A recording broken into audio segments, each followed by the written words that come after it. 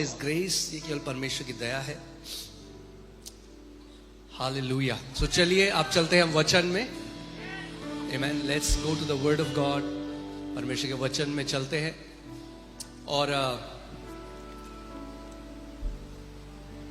तैयार हैं आप वचन के लिए? Amen. हालेलुया। सी मेरे लिए थोड़ा मुश्किल हो जाता है फिर विचार करना। ओके, ठीक है। आइए हम एक प्रार्थना करते हैं और फिर हम वचन में चलेंगे। परमेश्वर पिता, हम आपका धन्यवाद करते हैं। आप एक अच्छे पिता हैं प्रभु। कैसा प्रेम आपने हमसे किया कि हम आपकी संतान कहलाएं। आपने अनंत से हमसे प्रेम किया है प्रभु। प्रभु आपकी दया, आपकी करुणा, आपकी भलाई सदा हमारा पीछा करती रहेगी। प्रभु आप इस कलीसिया के सर हैं। पवित्र आत्मा आप इस कलीसिया के लीडर हैं। और प्रभु यीशु आप आने वाले हैं और जब आप आए प्रभु तो प्रभु तेरी ये कलीसिया एक ज्योतिर्मय कलीसिया हो प्रभु, बिना दाग, बिना झुर्री।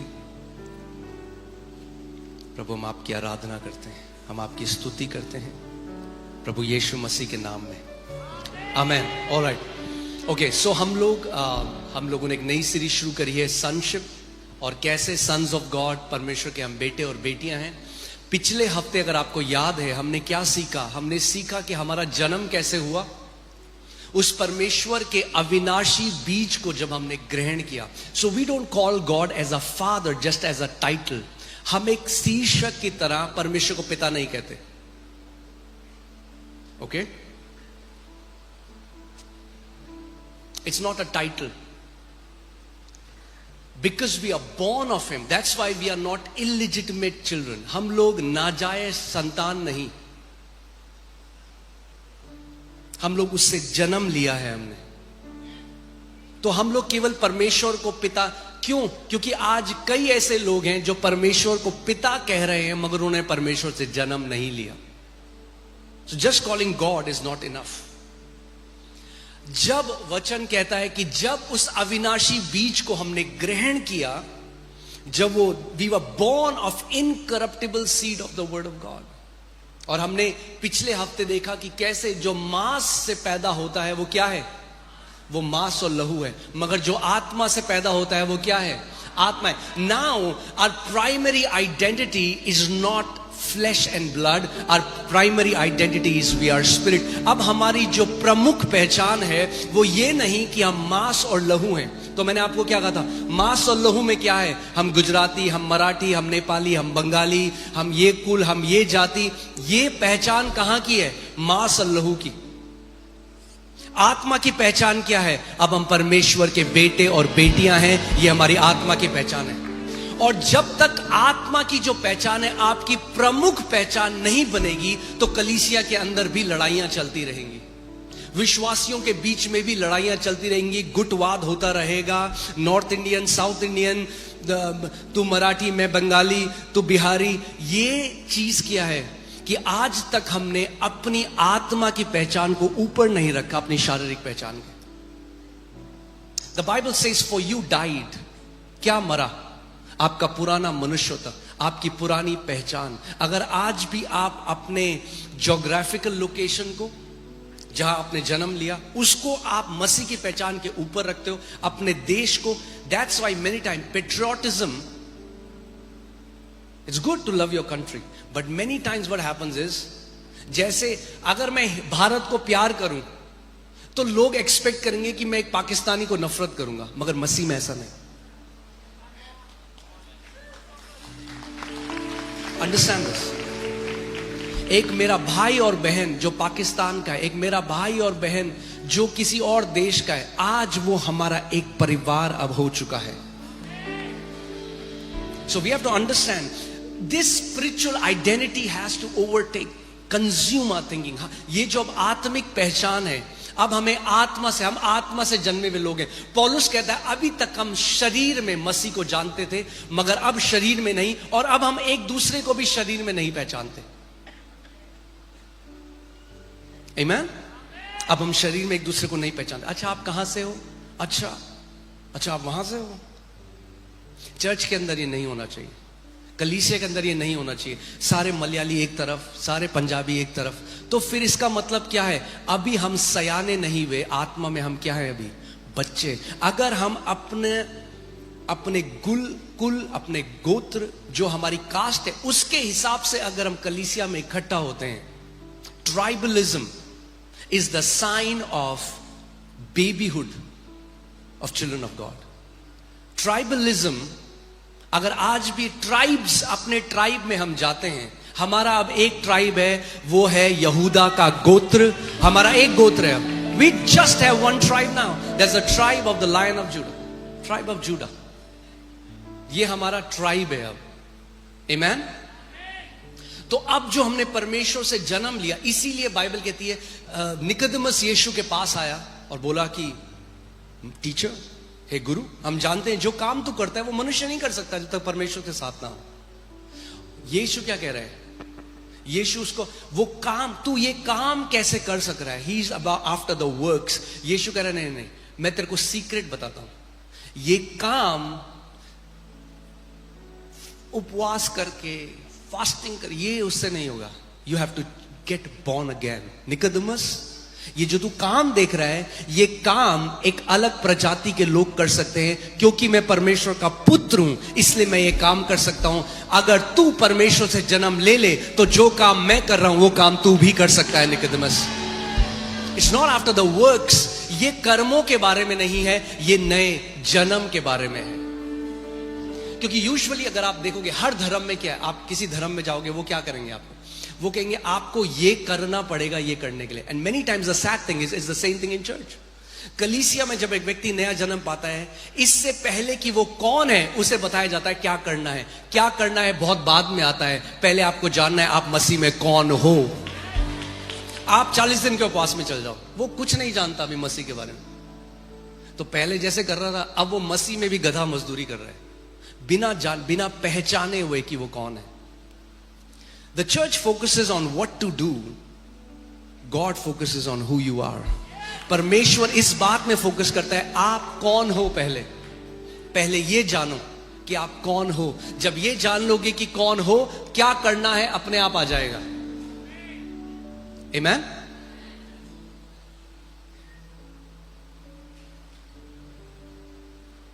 एक मछली क्यों तैरती है? मछली को किसने सिखाया तैरना? उसके डीएनए में, क्योंकि मछली से जन्म लिया है। इसका मतलब ये नहीं अगर कोई और तैरेगा तो वो मछली बन जाएगा, नहीं। इसीलिए परमेश्वर का वचन कहता है तुम्हारे अच्छे धर्म कर्म के काम फटे पुराने चिथड़े हैं। यानी आप एग्जैक्ट कॉपी कर सकते हो, आप फास्टिंग कर सकते हो, आप प्रार्थना कर सकते हो, मगर अगर आपने नया जन्म नहीं पाया, आपके कर्म से आपका जन्म नहीं, आपके जन्म से आपका कर्म है। ओके, सो आज क्विकली ये रिकैप था। आज हम देखेंगे कि आगे, आज पार्ट 2 है, ठीक है। रोमियो 8:15 से 17 में पढ़ रहा हूं, ध्यान से सुनिएगा। क्योंकि तुमको दासत्व का आत्मा नहीं मिली कि फिर भयभीत हो। ओके, और पौलुस ये किस लोगों के बारे में कह रहा है? यहूदियों के बारे में कह रहा है जो पुराने नियम में थे। जब वो पुराने नियम में थे तो भयभीत थे, क्योंकि दासत्व के आत्मा के अधीन थे। Because as many as were under the law were in bondage. जो व्यवस्था के अधीन थे वो क्या थे? वो बंधुआई में थे। और वो कह रहा है अब इस नए नियम में, इस नई वाचा में, अब तुम्हें दासत्व का आत्मा नहीं मिला। दैट मीन्स एक आत्मा है जो दासत्व का आत्मा है। ओके, और कलीसिया में भी बहुत माइटी रूप से काम करता है दासत्व का आत्मा। धर्म, सिंपल सी भाषा में मेरे पीछे बोलो, दासत्व का आत्मा धर्म का आत्मा है।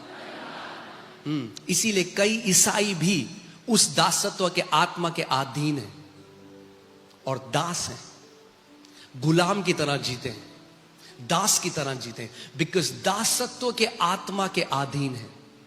और वो जो दासत्व का आत्मा है उनसे कार्य कराता है जिंदगी भर। Hear this, the spirit of religion will make you perform, but you will never reach anywhere. आपने देखा है जिम में ट्रेडमिल्स होती हैं, हाँ, लोग भागते हैं 14 किलोमीटर, कहां पहुंचते हैं? वहीं रहते हैं 14 किलोमीटर भाग. ऐसे ही है धर्म की आत्मा जो कार्य कराएगा. आप all your life you will feel I am not enough. वो बोले 2 घंटे प्रार्थना कर रहे, 14 घंटे कर, 14 घंटे करोगे, नॉट इनफ. 40 दिन उपवास कर दिया, नॉट इनफ. तूने सब कुछ अपना बेच के दे दिया, नॉट इनफ. अभी भी तू चूक रहा है, इसमें और करना पड़ेगा. So you continuously strive to get approval from your father.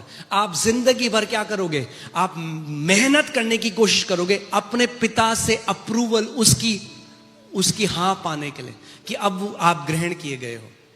इसका मतलब ये नहीं कि हम ये सारे काम नहीं करेंगे. बाइबल कहती है मूसा ने परमेश्वर के घर में एक दास की तरह वो वफादार रहा, मगर मसीह एक पुत्र की तरह. 2 वफादारी हैं कलीसिया में. कुछ लोग हैं जो दास की तरह वफादार हैं, मगर मसीह एक दास की तरह वफादार नहीं था, एक पुत्र की तरह वफादार था. दोनों वफादारी बहुत अलग है. You'll have to understand. To be faithful as a servant and to be faithful as a son in your father's house. Okay? क्योंकि हमें क्या नहीं मिला? अब वचन क्या कह रहे हैं? तुमको दासत्व का आत्मा नहीं मिला कि फिर भयभीत हो, परंतु लेपालकपन का आत्मा मिला है. क्या मिला है? लेपालकपन का आत्मा मिला है, जिससे हम हे अब्बा, हे पिता. दासत्व का आत्मा क्या करता है? आपको भय लेकर आता है. दासत्व का, लेपालकपन का आत्मा क्या करता है? आपको हियाव देता है कि परमेश्वर को हे अब्बा, हे पिता कह के पुकार सको. Okay, that means the spirit of adoption, before it teaches you what to do, it teaches you how to call God your father. It's relational first. ये जो लेपालकपन का आत्मा है, इससे पहले कि आपसे कुछ कराए, सबसे पहली चीज क्या करता है? आपके अंदर वो हियाव डालता है कि आप परमेश्वर को हे अब्बा, हे पिता कह के पुकार सको. हे अब्बा. आबा is a very intimate word in Hebrew. Abba.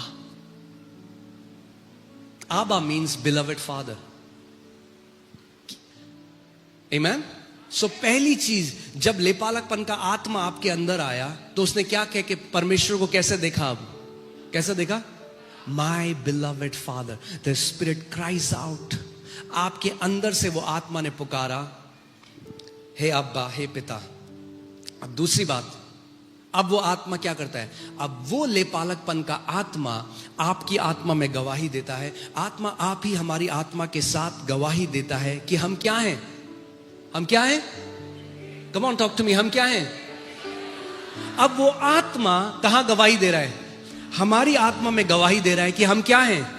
परमेश्वर की संतान हैं. So the first thing, the first conviction that comes in your spirit, जो सबसे पहली चीज आपकी आत्मा में अब आने लग जाती है कि मैं परमेश्वर की संतान हूं. अभी करने की तो बात ही नहीं आ रही है. आपके घर में जब, कितने लोगों के घर में यहाँ बच्चे हैं? आपके घर में जब पैदा हुआ बच्चा, आप ये करते हो, बच्चा पैदा हुआ रो रहा है, अच्छा सुन, अब मैं चाहता हूं घर में जाके बर्तन मान देना, झाड़ू पोछा कर देना, ये बोलते हो आप बच्चे को? नो. फर्स्ट, सबसे पहली चीज जो बच्चा सीखता है वो कहता है मम्मा, पापा, and you love the kid. जो करना है वो बहुत बाद में आता है, लेटर स्टेजेस में. पहले क्या है? वो बच्चा आपको पहचानता है अपने माता पिता की तरह. मसीहों की दिक्कत क्या है? कलीसिया में आते हैं सबसे पहले दिन पास्टर बोलता है एक काम करो, तुम 40 दिन के उपवास में जाओ. अरे पहले वो जाने तो कि पिता कौन है, वो ये तो जाने मैं उसकी संतान हूं, मैं उसका लेपालक बेटा हूं. पहले ये, सबसे पहले ये पहचानना है. The works will follow later. Amen. अब आत्मा हमारी आत्मा में गवाही दे रहा है कि हम क्या है? परमेश्वर की संतान. That means this conviction does not come from reading a book. ये जो सत्य, ये जो गवाही है, ये बाहर से अंदर नहीं आई, ये अंदर से बाहर आती है।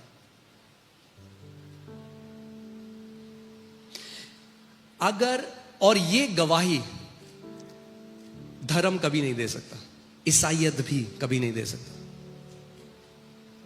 There are so many Christians who live unloved by the Father because they are trying to earn His love.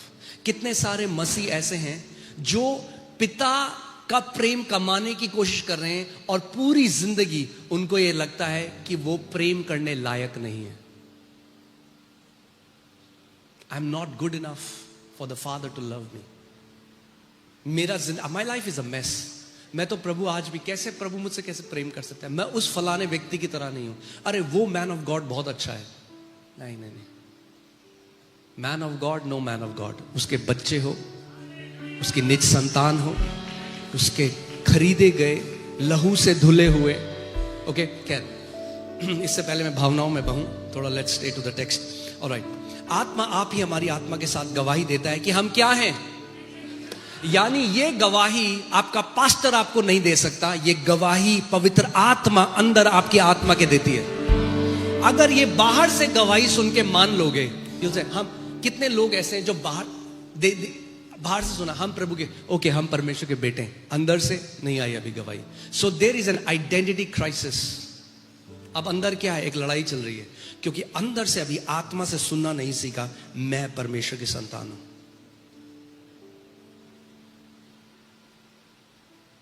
और क्या होता है, सबसे पहली चीज जिस पे शैतान अटैक करता है, याद रखना, सबसे पहली चीज, दैट्स योर सनशिप। पहली चीज, पहली टेम्पटेशन यीशु को कहती, यदि तू परमेश्वर का पुत्र है तो ये कर। उसने नहीं करा। मैं पुत्र हूं इसलिए नहीं कि मैं क्या करता हूं, मैं पुत्र हूं। अगर तू पुत्र है तो ये कर, ये दिखा करके तब मैं मानूंगा तो परमेश्वर का पुत्र। जब उड़ाऊ पुत्र दूर चला गया पिता के, वापस आया, अब सबसे पहली चीज क्या आ रहा है उसके अंदर से, अब मैं इस लायक नहीं रहा कि तेरी संतान कहलाऊं। I am no longer worthy to be called your son. So the devil attacks your worth as a sun.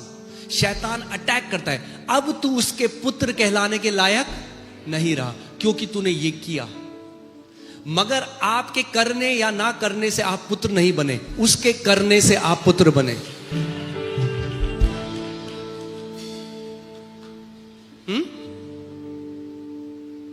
You can be a disobedient son, वो एक अलग बात है। आप एक अनाज्ञाकारी बेटे हो सकते हैं। You can be a rebellious son, जैसे उड़ाव पुत्र था।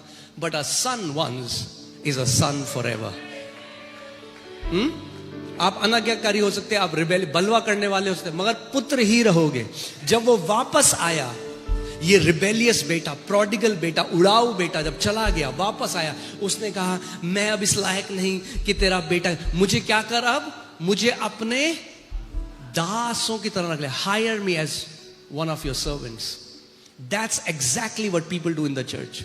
जहां एक गलती हुई, प्रभु मैं पुत्र नहीं रह सकता, मेरा दास बना ले अपना, मैं अब तेरे नौकर की तरह, मैं एक नौकर की तरह रहूं, मैं पुत्र कहलाने के लायक नहीं हूं। और वही यीशु मसीह सिखाना चाह रहा था उसमें। ओके, एनीवे आगे देखते हैं।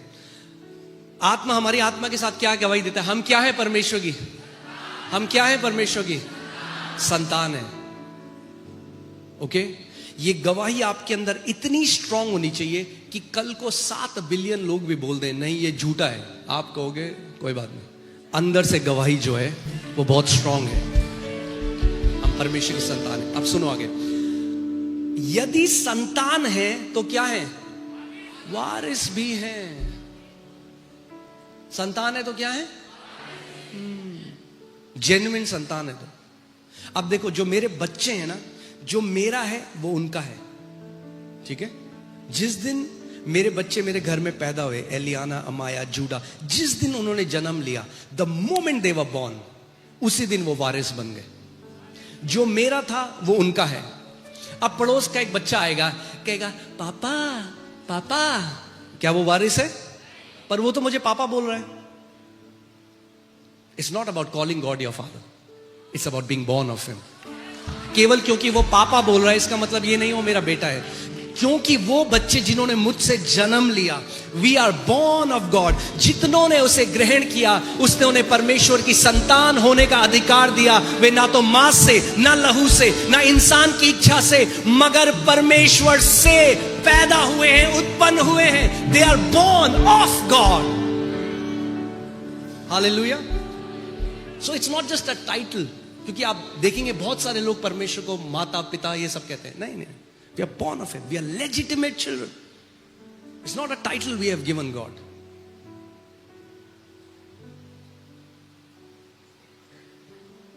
अब हम परमेश्वर की संतान है तो क्या है उसके वारिस। क्योंकि याद रखो, जहां पे संतान आता है वहां पे वसीयत भी आती है, और वसीयत कमाई नहीं जाती। यही फर्क है एक नौकर में और एक वारिस में। एक नौकर घर में मजदूरी करता है सैलरी के लिए, अ labour works for wages. Servant mentality क्या करती है, जब मैं 40 दिन उपवास करूंगा तो यीशु मेरे लिए ये करेगा। एक पुत्र कहता है जो मेरे पिता का है वो मेरा है, क्योंकि मैं उसके घर का वारिस हूं। I can never earn the blessings of my father through my fasting, through my prayers. Fastings are very powerful. प्रार्थनाएं, उपवास बहुत जरूरी है, but they don't buy anything from God, they are for us. Prayer keeps us in right alignment. Fasting keeps our body under subjection. But प्रार्थना और उपवास क्या करता है, हमारे शरीर को सही जगह में रखता है। उपवास क्या करता है, हमारे शरीर को हमारी अधीनता में रखता है। मगर प्रार्थना और उपवास से आप आशीषें खरीद नहीं सकते परमेश्वर से। अगर खरीद सकते तो यीशु मसीह सबसे ज्यादा खुश सदूसियों और फरीसियों से होता, क्योंकि हफ्ते में 3 बार उपवास करते थे, पुदीने और जीरे का भी दशवांश देते थे। मगर जब यीशु ने उनको देखा, बोला शैतान के बच्चों। Some people feel they are more accepted because they pray more, and that's a servant mentality. 2 घर में नौकर हैं, एक नौकर कह रहा है देख मैंने ज्यादा सफाई करी, ज्यादा बर्तन मांजे तो मालिक मुझे ज्यादा सैलरी देगा तुझसे। बच्चे ऐसे कभी नहीं कहते घर में। समझ रहे हैं आप?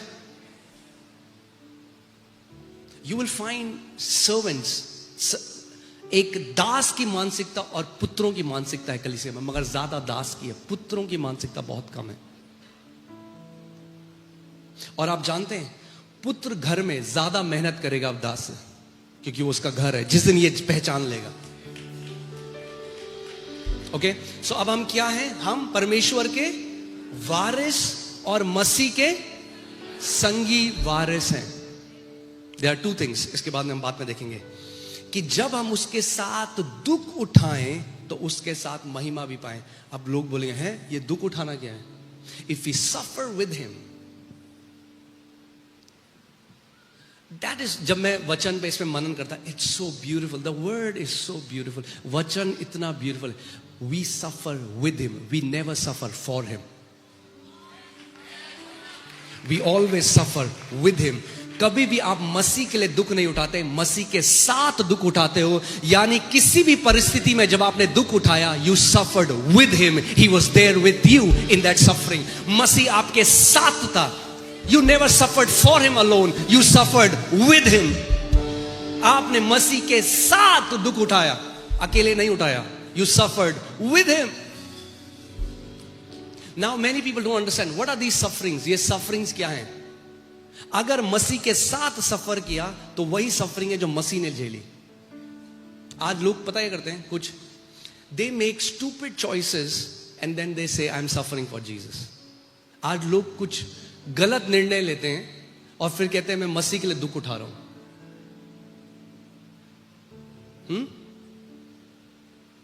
नहीं, मसीह के साथ दुख उठाना, मसीह ने क्या दुख उठाया? ओके, लेट्स अगेन, ये टॉपिक नहीं है, जल्दी से करके आगे चलेंगे। मसीह ने क्या दुख उठाया? क्या दुख उठाया? वो पैदा हुआ कुंवारी से, जिंदगी भर क्या हुआ? उसको क्या किया गया? He was called names. लोगों ने क्या किया? उसकी निंदा करी, उसका मजाक उड़ाया, उसका ठट्टा उड़ाया। So he was rejected by his own. So अगर मसीह के साथ दुख उठाते हो, याद रखना अपने आप को तिरस्कार करेंगे। That's one of the suffering. आपके अपने आप को ठुकरा देंगे। उसके भाइयों ने कहा ये पागल है। His own brothers mocked him. उसको क्या कहा गया कि ये पियक्कड़ है, पेटू है, वैश्याओं के साथ उठता और बैठता है, दुष्ट आत्माओं की मदद से दुष्ट आत्मा निकालता है। निंदा हुई, सता हुआ लोगों से, यही सफरिंग है। और यही वो सताव है जिसका नए नियम में छुटकारा नहीं है, क्योंकि बाइबल कहती है तिमोथी की पत्री में, जो एक परमेश्वर का जीवन जीना चाहेगा, everyone who wants to live godly shall suffer persecution. हम परसिक्यूशन से छुड़ाए नहीं गए। बाइबल बताती है अगर मसीह के लिए जियोगे तो सताव आएगा, मगर बीमारी उसके लिए छुटकारा है। यीशु ने कोड़े खाए आपकी बीमारियों के लिए, गरीबी यीशु गरीब बना, हर एक चीज के लिए। मगर केवल एक सफरिंग है जो हम उसके साथ सफर करते हैं, वो क्या है? जब लोग आपकी निंदा करेंगे, आपको परसिक्यूट करेंगे, आपको सताएंगे, आपके लिए बुरी बुरी बातें करेंगे, आपका निंदा करेंगे। कई जगह में हम देखते हैं मसीहों को मार भी दिया जाता है। That's the suffering that we'll suffer with him. However, सबसे अच्छी बात क्या है? हम उसके साथ जब दुख उठाते हैं तो उसके साथ महिमा भी पाएंगे। We shall be glorified with him as well. Amen. मैंने लास्ट संडे आपको क्या बताया था? वचन कहता है पहला यूहन्ना 3:1 में, behold what manner of love the Father has bestowed upon us that we shall be called the children of God, and we are.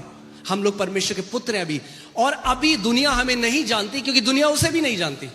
मैंने आपको लास्ट संडे बताया था, दुनिया हमें नहीं जानती, हम परमेश्वर के बेटे हैं। तो क्या कहती है हमें? क्या कहे?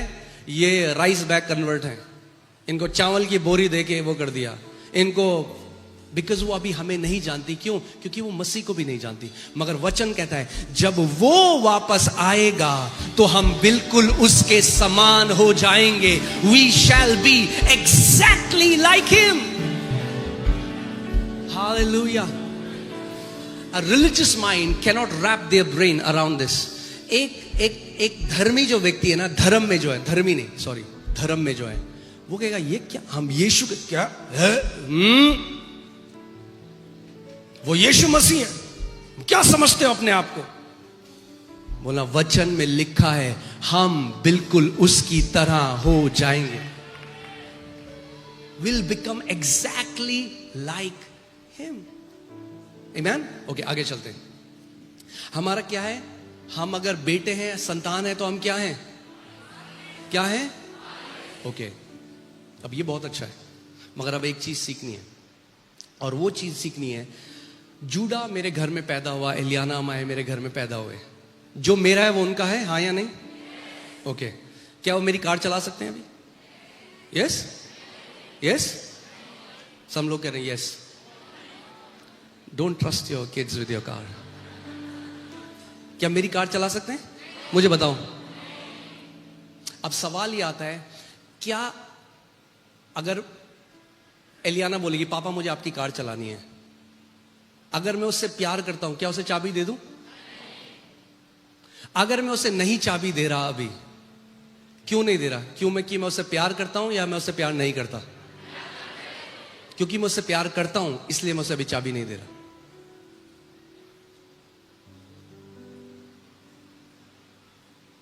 काफी सन्नाटा हो गया, अभी आप समझोगे। Hear this.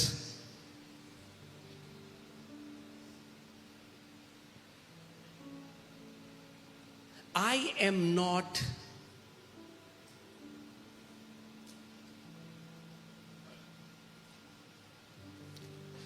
मैं अपनी गाड़ी जो उसको चलाने के लिए नहीं दे रहा अभी, ये इसलिए नहीं दे रहा, आई am not hiding it from her, I am hiding it for her. क्योंकि एक समय आएगा जब वो बढ़ेगी, और जब बढ़ जाएगी उस मिरास को इस्तेमाल कर सकेगी, तब वो मिरास इस्तेमाल कर पाएगी।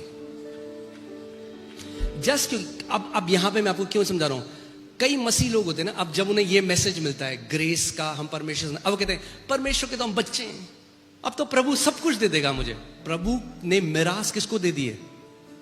किसको दी है? आपको दे दी है। आपको दी है, आपको मिरास दे दिए, मगर जस्ट बिकॉज परमेश्वर ने आपको मिरास दे दी, इसका मतलब ये नहीं कि आप उस मिरास को इस्तेमाल कर सकते हो अभी। कितने लोग मेरी बात समझ रहे हैं?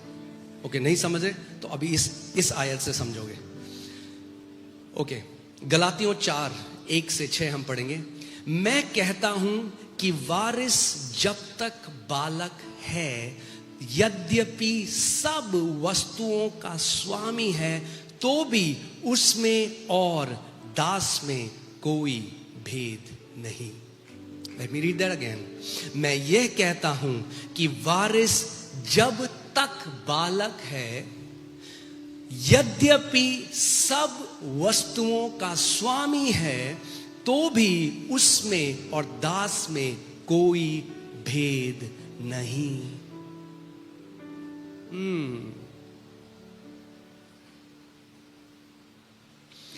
मेरे घर में मेरे बच्चे हैं, क्योंकि वो अभी छोटे हैं, वो उस मिरास का इस्तेमाल नहीं कर सकते, क्योंकि वो क्या हैं? अभी बच्चे हैं, बालक हैं। तो घर में अगर कोई आएगा ना, अब घर में अगर एक नौकर है, वो आके पूछता है मैं फ्रिज से ठंडा पानी ले लूं? ले लो। जो छोटे बच्चे हैं, they will also ask permission, क्या मैं ये कर सकता हूं? क्योंकि अभी उसमें और दास में कोई फर्क नहीं, क्योंकि वो क्या है? बालक है, जबकि वो क्या है? उत्तराधिकारी हैं, वारिस हैं। Now hear this. This word is beautiful. In Greek, this word is nepios. N-E-P-I-O-S. Nepios. ये जो शब्द बालक है, इसका मतलब ये बालक, ये वो स्टेज है जब बच्चे को बोलना नहीं आता। आपने देखा है किसी के छोटा बच्चा रो रहा है, वो कह रहे क्यों रो रहा है? भूख लग रही है, गैस हो रही है पेट में, हमें पता नहीं है, क्योंकि वो बच्चा भी बोल नहीं सकता। जब तक वारिस एक बच्चा रहेगा, उसमें और दास में कोई फर्क नहीं होगा। सो यद्यपि आप वारिस हो, जिस दिन आप मसीह में आए आप वारिस हो गए, मगर आप में और एक दास में कोई फर्क नहीं होगा जब तक आप क्या रहोगे? बच्चे रहोगे। सो अब सुनो इस बात को। यहां पे कई मसीह लोग इस बात को नहीं समझते। वो भीख मांगते थे, प्रभु तू कब देगा, कब देगा? दे। प्रभु कह रहा है, मैंने जिस दिन तू पैदा हुआ, जो मेरा है वो तेरा है। अब ये चिल्ला के बार बार नहीं होगा कि तू कब देगा, क्योंकि वो तो दे चुका है। अब क्या होना है? अब हमें आत्मिक रीति से मैच्योर होना पड़ेगा कि उस इनहेरिटेंस का हम इस्तेमाल कर सकें। अब सोचो, अगर एलियाना रोज मेरे पास आए, बोले पापा प्लीज मुझे कार चलानी, पापा कार दे दो। मैं कहता हूं बेटा तेरी है कार, मेरी कार तेरी कार, तुझे बढ़ना पड़ेगा। मगर जब तू 18 साल की हो जाएगी तो मेरी कार, ये ले चाबी, उस दिन चला लेना। So this car is for you. आमेन।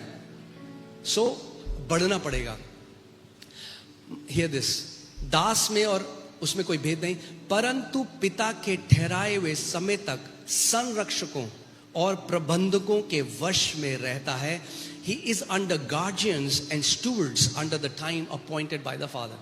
अब अगर मेरे को और मोनू को कहीं मार्केट जाना है, हम लोग क्या करते हैं? हम उनकी देख रेख करने के लिए किसी को रखते हैं, गार्जियंस को रखते हैं, स्टूवर्ड्स को रखते हैं। बच्चों की देखभाल कर देना, ये हमारे उत्तराधिकारी हैं। मगर क्योंकि अब ये छोटे हैं, ये अपने को भी नहीं देख सकते।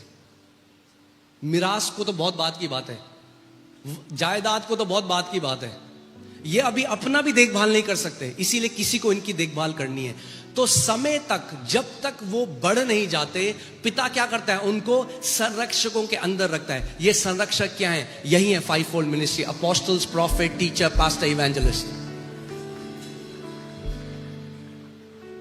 क्यों पिता ने 5 सेवकाइयां रखी हैं? Why has God kept these fivefold ministries? Because the church is in the childhood stage, so that the church will mature. आप जानते हैं, ये जो 5 सेवकाइयां हैं, ये हमेशा के लिए नहीं है। अब मैं आपको एक बात बताऊंगा, मजा आ जाएगा। चाहे अपोस्टल हो, चाहे प्रॉफिट हो, चाहे टीचर हो, चाहे इवेंजलिस्ट हो, चाहे पास्टर हो, इन 5 नामों से ऊपर एक नाम है। वो जानते हैं क्या है? पुत्र। There will be no apostle in heaven. There will be no prophet in heaven. स्वर्ग में कोई अपोस्टल नहीं होगा, स्वर्ग में पुत्र होंगे। It's an eternal title, it's an eternal relationship. स्वर्ग में हर एक पुत्र होगा। मगर परमेश्वर ने क्या किया, कुछ पुत्र जो सयाने हुए, जैसे आपके घर में क्या होता है, बड़ी बहन जो है, आप क्या बोलते हो, बाहर जा रहे हो, बड़ी बहन को बोलते हो, बेटा अपने भाई बहनों का ख्याल रखना, हम जा रहे हैं। यही परमेश्वर करता है। ये 5 सेवकाइयां यही हैं। बेटा मेरे बच्चों का तू बड़ा है, तू ख्याल रखना जब तक ये भी बढ़ ना जाएं। That's why fivefold in Ephesians 4:11, Ephesians 4:11 में it says until, ये 5 सेवकाइयां तब तक हैं जब तक कलीसिया बढ़ नहीं जाए। जिस दिन कलीसिया बढ़ जाएगी, इन 5 सेवकाओं की जरूरत नहीं होगी। You will not need।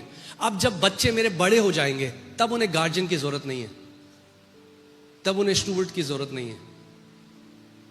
स्वर्ग में हम सब पुत्र होंगे। There will be no apostle, पुत्र। There will be no prophet, पुत्र। ये 5 सेवकाइयां क्यों हैं? कि कलीसिया बढ़ जाए। आप में से कितने लोग स्कूल गए थे? मुझे अपना हाथ दिखाइए। आप जाते हो? क्यों नहीं जाते हो? अब बढ़ गए हो। Amen?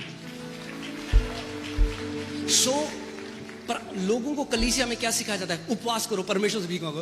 ओ प्रभु जी तू कब देगा, प्रभु दे, प्रभु तू देखता क्यों नहीं, प्रभु कब मेरे साथ करेगा प्रभु। नहीं जानते। इफिसियों 1:3 लगाओ। Blessed be the God and Father of our Lord Jesus Christ, who has blessed us, not who will bless us, who has blessed us with every spiritual blessing in the heavenly places in Christ Jesus। यानी जिस दिन मसीह में आए, एक भी आशीष परमेश्वर ने ना रख छोड़ी। You are blessed with every spiritual blessing। You will never have to beg for a blessing। अरे भीख क्यों मांग रहे हो उस आशीष की जो आपकी है? So hear this, rather than teaching people to mature, we are teaching people to beg। मांगते रहो, मांगते रहो, मांगते रहो, प्रभु एक दिन तो दे ही देगा। बोलते हैं देखो बाइबल में लिखा है मांगो तो तुम्हें दिया जाएगा। They don't understand it। Who was Jesus speaking? खटखटाते रहो, खटखटाते रहो, परमेश्वर खोलेगा। Yes, to those Jews। मगर बच्चों के लिए यीशु ने पतरस से क्या बोला? I give you the keys। If you have the keys, you don't have to knock, you enter। चाबी लगाओ, अंदर आओ। मगर याद रखो, चाबी भी मैं अपनी बेटी को नहीं दूंगा। अभी दूंगा उसे चाबी? अभी नहीं मिलेगी चाबी। घर उसका है, चाबी दे सकता हूं अभी? नो। तब तक किसी को अपॉइंट करना पड़ेगा उनकी देखभाल करने के लिए, चाबी आप पकड़। मगर जब वो बड़े हो जाएंगे तो मैं चाबी दे दूंगा। सो नाउ पूरी चर्च का फोकस पिता से मांगना नहीं, आत्मा में बढ़ना होना चाहिए। We grow, we mature in the spirit, so that जो मेरे पिता का है उस मिरास में अब मैं चलना सीख जाऊं। अब मैं उस मिरास में चलना सीख जाऊं। इसीलिए ये जो शब्द है नीपियोस, आप जानते हैं हमारा सबसे बड़ा एग्जाम्पल कौन है? कौन है? कौन है? प्रभु यीशु मसीह। मूसा नहीं, एलिया नहीं, दानियल नहीं, दाऊद नहीं। We learn from them but they are not our examples. Our role model, the one person we follow is Jesus. और वचन कहता है यीशु आत्मा में, बुद्धि में, डील डॉल में, परमेश्वर के साथ फेवर में, मनुष्य के साथ फेवर में बढ़ता गया। हम वो पार्ट नहीं देखते यीशु का। 30 साल तक वो क्या कर रहा था? वो बढ़ रहा था। तब जब समय आया, पिता की फुल अथॉरिटी में वो चलने लगा। मगर उससे पहले क्या था? He grew in wisdom and in stature, in favour with God and in favour with man. तो अगर यीशु बुद्धि में, ज्ञान में, डील डॉल में, अनुग्रह में बढ़ा, तो आज आपको और मुझे बुद्धि में, परमेश्वर के ज्ञान में, उसके डील डॉल में, उस अनुग्रह में बढ़ना है। सो अब मेरा फोकस भीख मांगना नहीं, अब मेरा फोकस बड़ा होना है। मगर एक बात को समझो, शरीर में बड़ा होना और आत्मा में बड़ा होना दोनों अलग अलग बात है। क्यों? क्योंकि शरीर में आप चाहो ना चाहो आप बड़े हो जाओगे, even if you don't want. मगर आत्मा में ऐसा नहीं होता। आत्मा में कई लोग ऐसे हैं जो 80 साल हो गए चर्च में रहते हुए, व्हाइट बाल हैं, मगर आत्मा में अभी भी डायपर पहने। बुरा मत मानना मैं बात कर रहा हूं, मैं आप सीधे आपको ये बात कह रहा हूं. Just because somebody is old in age does not mean that they are more mature in the spirit. आत्मा में परिपक्वता का आपके शरीर से कोई लेना देना नहीं है. इसीलिए यीशु मसीह 12 साल का मंदिर में था और जो शास्त्री और फरीसी थे जिनकी व्हाइट दाढ़ी थी, उसने उनको आश्चर्यचकित कर दिया, क्योंकि आत्मा में एक छोटा बच्चा बढ़कर एक बुढ़े आदमी से ऊपर जा सकता है.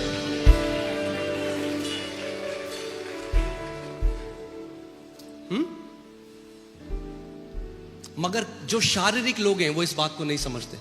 वो शरीर से देखेंगे, कहेंगे अरे तुम तो बड़े जवान हो. पहले मैं बहुत डिस्करेज होता था जब जाता था पंजाब या हम कहीं मिनिस्ट्री करने जा रहे, तो कोई मेरे को देख के बोले अरे तुम तो बड़े जवान हो. मैं एक दिन फ्रस्ट्रेट हो गया. मैं प्रभु के पास गया और मैं उस समय 30 साल का था. मैंने कहा प्रभु मैं बहुत परेशान हो गया, जहां कहीं मैं जाऊं लोग इतना नीचा देखते हैं, अरे तुम तो बहुत जवान हो, तुम तो बहुत जवान हो. प्रभु ने मुझे कहा उनसे जाके बोल तेरी उम्र उतनी है जितनी उम्र में मैंने सेवकाई शुरू करी थी. See, why was it so hard? फरीसियों के लिए इतना मुश्किल क्यों था यीशु को ग्रहण करना? क्योंकि ये 30 साल का लड़का, अब तो आप उसे प्रभु यीशु मसीह देख रहे हो, मगर उस समय में देखो ये 30 साल का लड़का ऐसे काम कर रहा है जो व्हाइट दाढ़ी वालों ने कभी नहीं करे आज तक. वो चिढ़ गए इसको देखकर. ये कौन है 30 साल का लड़का जो लोगों को सिखा रहा है आज? हाँ, औरत को बोला है जा बेटी. 30 साल का लड़का बोला है जा बेटी तेरे पाप क्षमा में.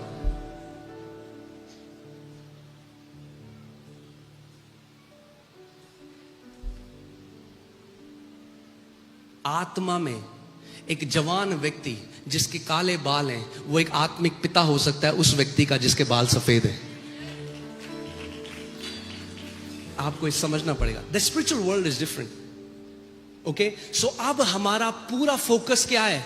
बोलो आत्मा में बढ़ना है. क्यों आत्मा में बढ़ना है? स्वर्ग जाने के लिए. अरे स्वर्ग तो जिस दिन पैदा हुए जो पिता का है वो तुम्हारा है. स्वर्ग तो वैसे भी जाओगे, मगर बच्चे बन के जाओगे या परिपक्व परमेश्वर की संतान मैच्योर बन के जाओगे, कि पिता की उस मिरास को आप लोग वो कर सको, पिता की मिरास में चल सको. Okay, alright.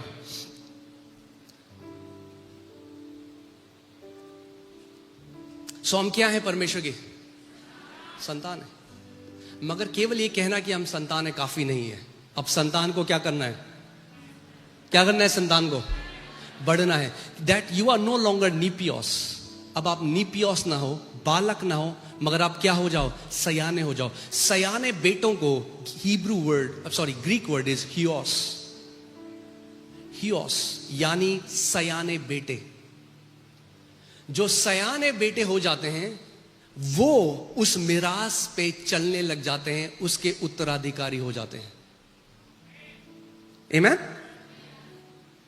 और याद रखना, जो छोटा बच्चा होगा ना, देखो जैसे जूड़ा है, वो अब जब मैं घर जाऊंगा वो क्या मांगेगा मुझसे? मुझे बताओ क्या मांगेगा? क्या मांगेगा? हो सकता है कि किसी के बाप के पास करोड़ों है मगर वो मांग रहा है 10 रुपए की चॉकलेट. क्यों? क्योंकि वो क्या है? अब सोचो एक छोटा बच्चा है, आप उसके सामने एक प्रॉपर्टी के कागज रखो, एक बढ़िया गाड़ी की चाबी रखो और एक लॉलीपॉप रखो. बच्चा क्या चुनेगा? क्या चुनेगा?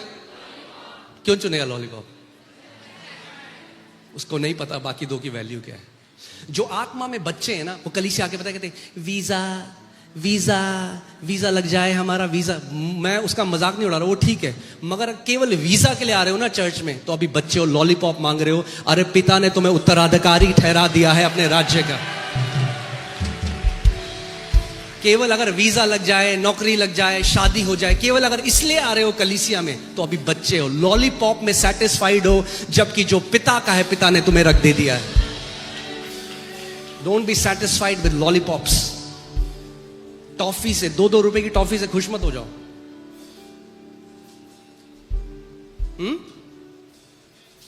ठीक है, मतलब मैं ये नहीं कह रहा, ऑब्वियसली वो बच्चा है तो लॉलीपॉप ही मांगेगा, मगर बच्चे नहीं रहना है. अब सोचो आप अपनी बेटी की शादी कर रहे हो, आप लड़के को देखने गए, लड़के के घर में लड़का आया, वो लॉलीपॉप चूस रहे हैं.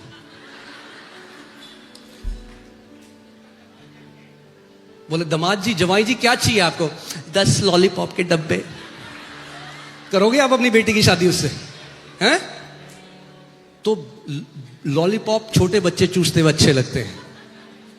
जो सयाने हैं वो सयानी घर कर, जो सयाने मसीह हैं वो सयानों की तरह चलते हैं। अगर बच्चे हो तो आपकी पूरी मसीहत पता किस पे है? प्रभु मुझे पैसा मिल जाए, मुझे प्रॉपर्टी मिल जाए। जो प्रेयर रिक्वेस्ट ज्यादातर लोग ये कहते हैं, हमारी प्रॉपर्टी का केस चल रहा है, हमें पैसा मिल जाए, हमें गाड़ी मिल जाए, हमें घर मिल जाए। पूरी प्रार्थना यही, पूरा जीवन यही था बस, पैसा, प्रॉपर्टी, कागज। अरे लॉलीपॉप में खुश हो गए तुम जब परमेश्वर ने तुम्हारे लिए स्वर्ग मतलब क्या क्या रखा था। Understand, Jesus said money is the least in the kingdom. Money क्या है? पैसा क्या है? लीस्ट है, यानी सबसे निचला है स्वर्ग के राज्य में।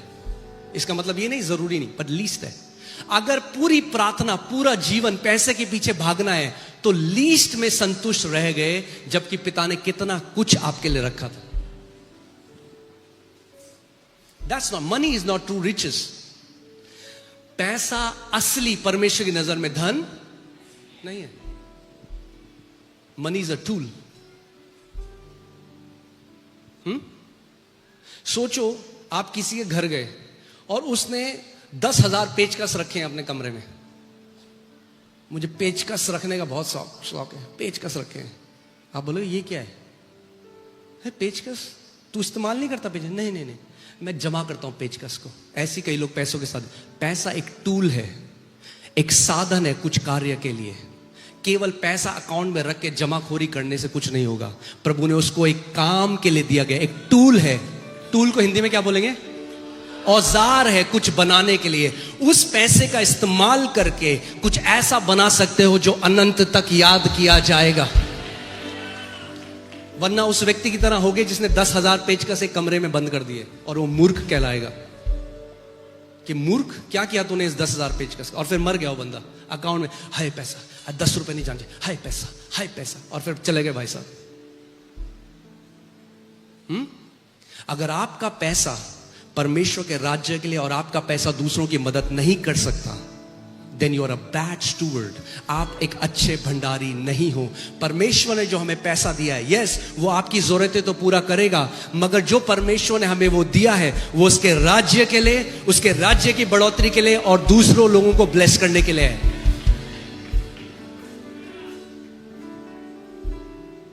सोचो, अब मैं टॉपिक से थोड़ा दूर हट रहा हूं पर फिर वापस आऊंगा, ठीक है? Can I flow? ओके। आज कई लोग नाराज हो जाते हैं, हम आए 3 साल हो गए, हमें अपना घर नहीं दिया यीशु मसीह ने, हम किराए के घर में रह रहे हैं। एक ये लोग हैं, और एक पहले की कलीसिया थी जिन्होंने अपने घर बेच के कलीसिया में डाल दी।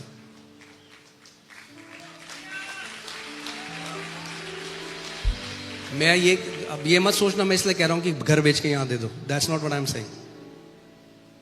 मैं कह रहा हूं समझो, अरे उन लोगों ने तो जो था सब डाल दिया परमेश्वर के राज्य में, क्योंकि उनका धन उनका घर नहीं, उनका धन मसीह स्वयं था। You have to understand this. आपको ये समझना पड़ेगा। हियर दिस प्लीज, मेरी बात को समझो। अब इसको धार्मिक शिक्षा की तरह एक्सट्रीम में मत चले जाना। मेरा बच्चा अगर टॉफी मांगेगा तो मुझसे ही मांगेगा जूडा, क्योंकि मैं बाप हूं उसका। Yes, there is nothing wrong. Visa के लिए प्रार्थना करना गलत नहीं, घर परमेश्वर से मांगना गलत नहीं, एक अच्छी नौकरी मांगना गलत नहीं। मैं ये कह रहा हूं गलत तब है जब केवल आपकी डिमांड इन्हीं चीजों की है और मसीह में बढ़ना आपकी लिस्ट में नहीं है।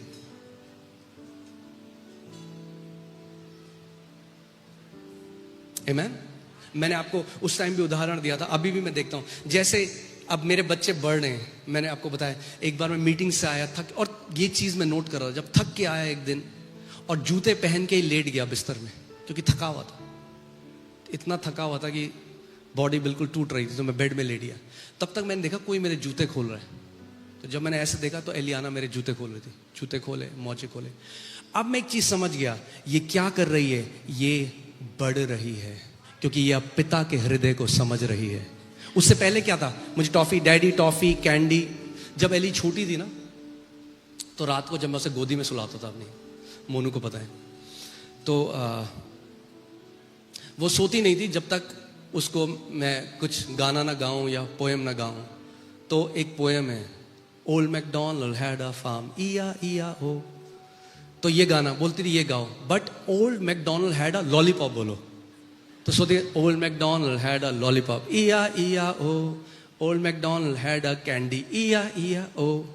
मगर क्या हुआ, अब जब वो बढ़ने लगी तो अब जो इच्छा है वो लॉलीपॉप से बदलकर अब अपने पिता के हृदय को समझने लगी, जानने लगी मेरा पिता क्या चाहता है, मेरे पिता की इच्छा क्या है। यीशु क्योंकि एक परिपक्व पुत्र था, उसने कहा अपने पिता की इच्छा को पूरा करना मेरा भोजन है, मेरी इच्छा। वो ये नहीं कह रहा यीशु तुम मेरी इच्छा पूरी कर, उसने कहा मेरी इच्छा है कि मैं पिता की इच्छा को पूरी करूं। अब इसमें मजेदार आपको एक बात बताता हूं, लोग इस बात को नहीं समझते। जिस दिन पैसों का आपका प्रेम टूट गया, प्रभु ऐसे भर भर के आपको देगा कि आप कंटेन नहीं कर पाओगे, क्योंकि उसको पता है अब ये पैसा। जैसे अगर मुझे पता है, मैं आपको एक उदाहरण देता हूं, मैंने एलियाना को 5 टॉफी दी। मैंने कहा बेटा 5 टॉफी पापा आपको दे रहे हैं, आप अपने फ्रेंड्स को बांट देना। मैंने कहा दी, कह रहे नहीं मैंने 5 खा ली। अब मैं समझ गया मैं इसको आगे 5 टॉफी नहीं दे सकता, because right now she can not take care of 5। अब मैंने उसको 5 दिया और उसने 4 अपने दोस्तों को दे दी। अब मैं कहूँ ओके, अब मैं बेटा आपको 10 दूंगा, 10 टॉफी। जब मुझे पता लग गया कि टॉफी अब इसके ऊपर प्रभुता नहीं करती, मगर ये टॉफी को जहां मर्जी वहां दे सकती है, कल को मैं उसको पूरा पैकेट दे दूंगा टॉफी का। कल को मैं उसे स्टोर रूम का इंचार्ज बना दूंगा टॉफी का, क्योंकि मुझे पता है टॉफी इसको कभी खराब नहीं करेगी। जिस दिन आप इस बात को समझ गए कि ये आशीषें कभी भी आपके ऊपर प्रभुता नहीं करेंगी, तो प्रभु ऐसा उंडेलेगा आपके जीवन में आप सोच नहीं सकते। मगर जब लोग पैसे के पीछे भागते हैं, पैसा पैसा हाय, पैसा हाय हाय हाय, प्रार्थना में भी पैसा पैसा, प्रभु पैसा दे दो पैसा दे दो पैसा दे दो पैसा दे दो। प्रभु जानता है ये अभी क्या है, आत्मा में बच्चा है, और बच्चों को मिरास नहीं दी जाती। हम लोग, कई लोग हैं, हम लोग पता करते हो 40 दिन उपवास किया, इसका मतलब बहुत परिपक्व है। नहीं, कई बच्चे 40 दिन उपवास करते हैं लॉलीपॉप मांगने के लिए। Just because somebody fasts more doesn't mean they are mature in the Lord. What are you after reveals your maturity. आपका दिल किस चीज के पीछे है वो रिवील करता है कि आप क्या हो, आप बच्चे हो या आप परिपक्व हो। आपके जीवन को उद्देश्य बताता है, आपका उद्देश्य क्या है जीने का। What are your heart's desire, आपके अंदर क्या चलता है पूरे दिन। क्या पिता की इच्छा पूरा करने की धुन आपको खाती है, मुझे अपने पिता की इच्छा को पूरा करना है। यीशु के लिए वो था, इट वॉज हिज ब्रेड, वो खाना था उसका, मुझे मेरे पिता की इच्छा को पूरा करना है। Okay, hallelujah, are you alive? Okay, अब सुनो इस बात को। ओके,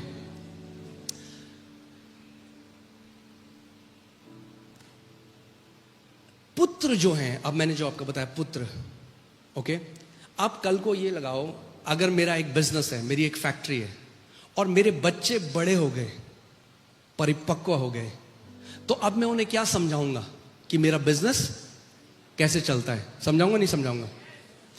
जब छोटे थे तो क्या मांगते थे पापा से? पापा लॉलीपॉप। अब जब बड़े हो गए तो अब कंपनी की प्रॉफिट शीट मांगते हैं, पापा हमें सिखाओ कंपनी कैसे चलती है, आपकी फैक्ट्री कैसे चलती है। जब बड़े हो जाओगे तो इच्छाएं बदल जाएंगी।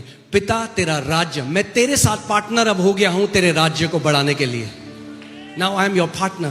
पिता अब मैं तेरा पार्टनर हूं तेरे राज्य को बढ़ाने के लिए, ये मेरी इच्छा है। जैसे एक बेटा आपने देखा होगा जब फैक्ट्री संभालता है, अब उसकी वो होती है मैं और फैक्ट्री को आगे लेके जाऊंगा अपने पापा की, और मेहनत करूंगा। अब मुझे बताओ ज्यादा मेहनत वो बेटा करेगा या एक मैनेजर करेगा? कौन करेगा अगर वो सच्चा बेटा है तो?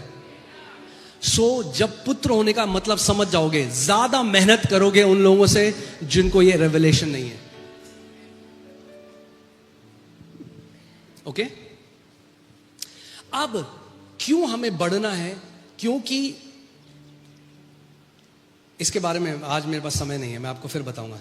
अलग अलग स्टेजेस हैं। पहला क्या है, आप छोटे बच्चे हो, छोटा बच्चा जो बोलना नहीं जानता, ठीक है, निपियोस। उसके बाद आता है यंग मैन। क्या आता है? Young man. फिर तीसरा आता है जब आप परिपक्व हो जाते हो। छोटे बच्चे हो, फिर आप जवान होते हो, फिर आप परिपक्व हो जाते हो। हियोस। अब पिता क्या करता है? अब पिता अपना हृदय आपसे बांटने लग जाता है, क्योंकि वो जानता है ये मेरे हृदय को समझ सकते हैं। अगर कलीसिया में आज कुछ दिक्कत हो रही है, आपको लगता है मैं अपने बच्चों के साथ वो शेयर कर सकता हूं? नहीं कर सकता। उन्हें बढ़ना पड़ेगा कि वो पिता के हृदय को समझ सके। तो जब हम बढ़ जाते हैं, अब क्या होने लग जाता है? आप जैसे जैसे बढ़ते हो वैसे वैसे जय पाने लग जाते हो। Overcomer, you start to overcome one after the other. जब मसीह में आए थे, सिगरेट पीते थे, बच्चे थे। अब क्या हुआ? एक साल बाद सिगरेट पीने की आदत ओवरकम करी, दूसरी आदत ओवरकम करी, हल्के हल्के every day you are overcoming. आप क्या कर रहे हो? आप जय पाते जा रहे हो, आप परिपक्व होते जा रहे हो।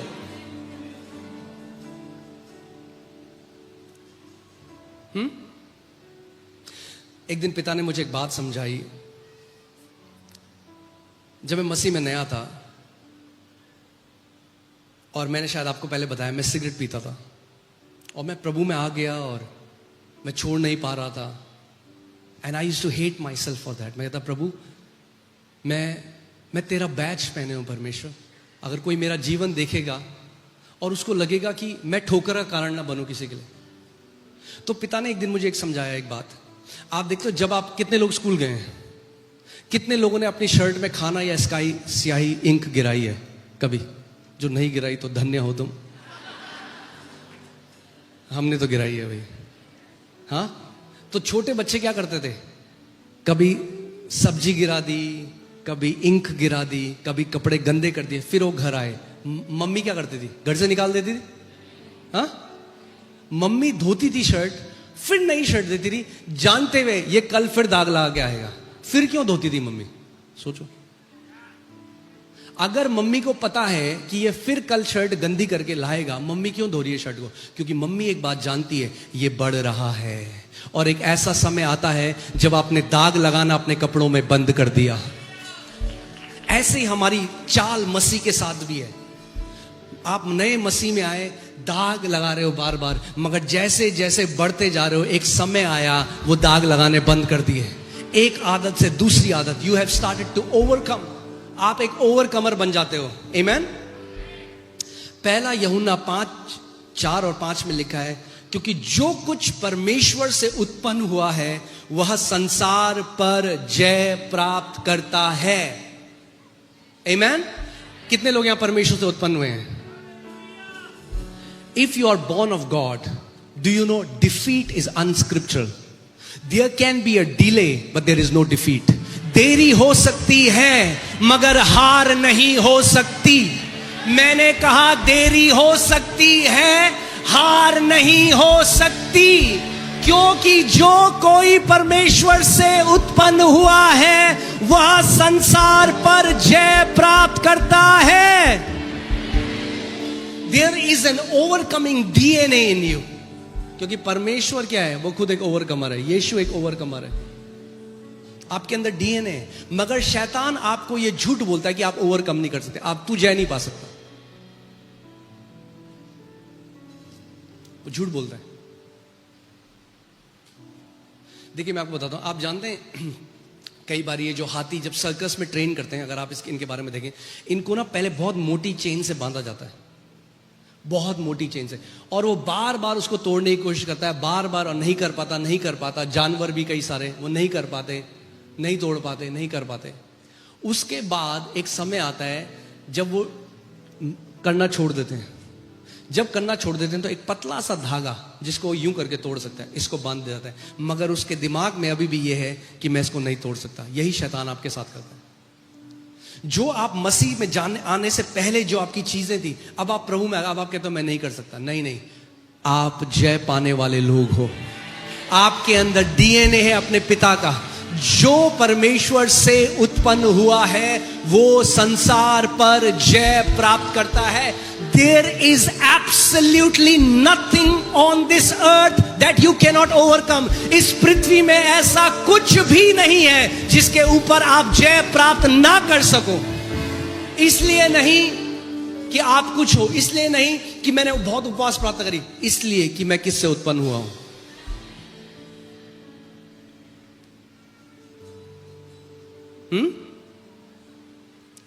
इसलिए कि अब एक बात बताओ, अलग अलग टाइप के घोड़े हैं इस दुनिया में, है ना, अलग टाइप की स्पीशीज हैं, अलग टाइप के कुत्ते हैं, घोड़े हैं। एक जो सबसे तेज घोड़ा दौड़ता है उसका प्राइस सबसे ज्यादा होता है, क्योंकि उन्हें पता है इससे जो उत्पन्न होगा वो भी उसी की तरह दौड़ेगा।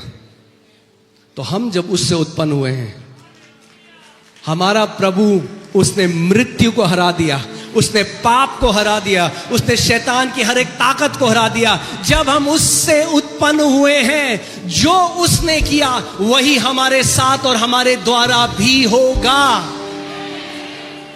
आमीन। There is no defeat. बोलो, मेरे लिए कोई हार नहीं, मेरे लिए कोई हार नहीं। आमीन। अब बढ़ना है, आत्मा में बढ़ना है, क्योंकि याद रखो बाइबल कहती है as long as he is a child, जब तक वो बच्चा है।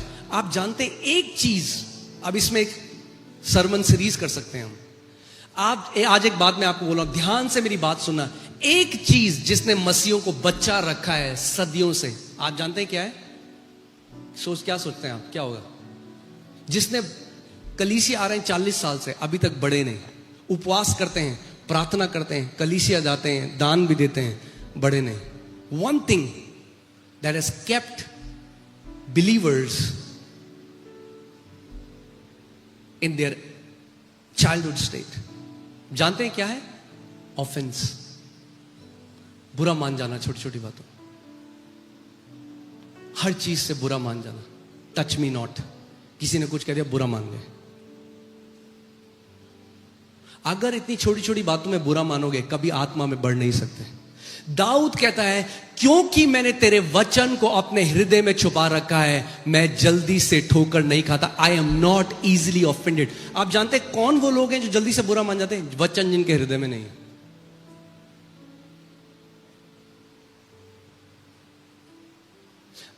कितने लोग के बच्चे हैं यहां पे? मुझे फिर से हाथ दिखाओ। आपने बच्चों की एक बहुत बढ़िया क्वालिटी देखी है। यीशु ने कहा तुम्हें बच्चों जैसे बनना है। आप उनको डांट लगाओगे ना, वो रो जाएंगे, फिर 5 मिनट बाद आपको आके ऐसे गले रखेंगे, हृदय में कुछ नहीं रखते। There is no offence. कई आप मसीह देखोगे, 40 साल पहले उसने मेरे साथ ऐसा किया था, तो रह बच्चा 40 साल तक, पकड़ के रख इसको और बच्चा रहे, तो बच्चा ही रहेगा जिंदगी भर, because you want to hold on to offences.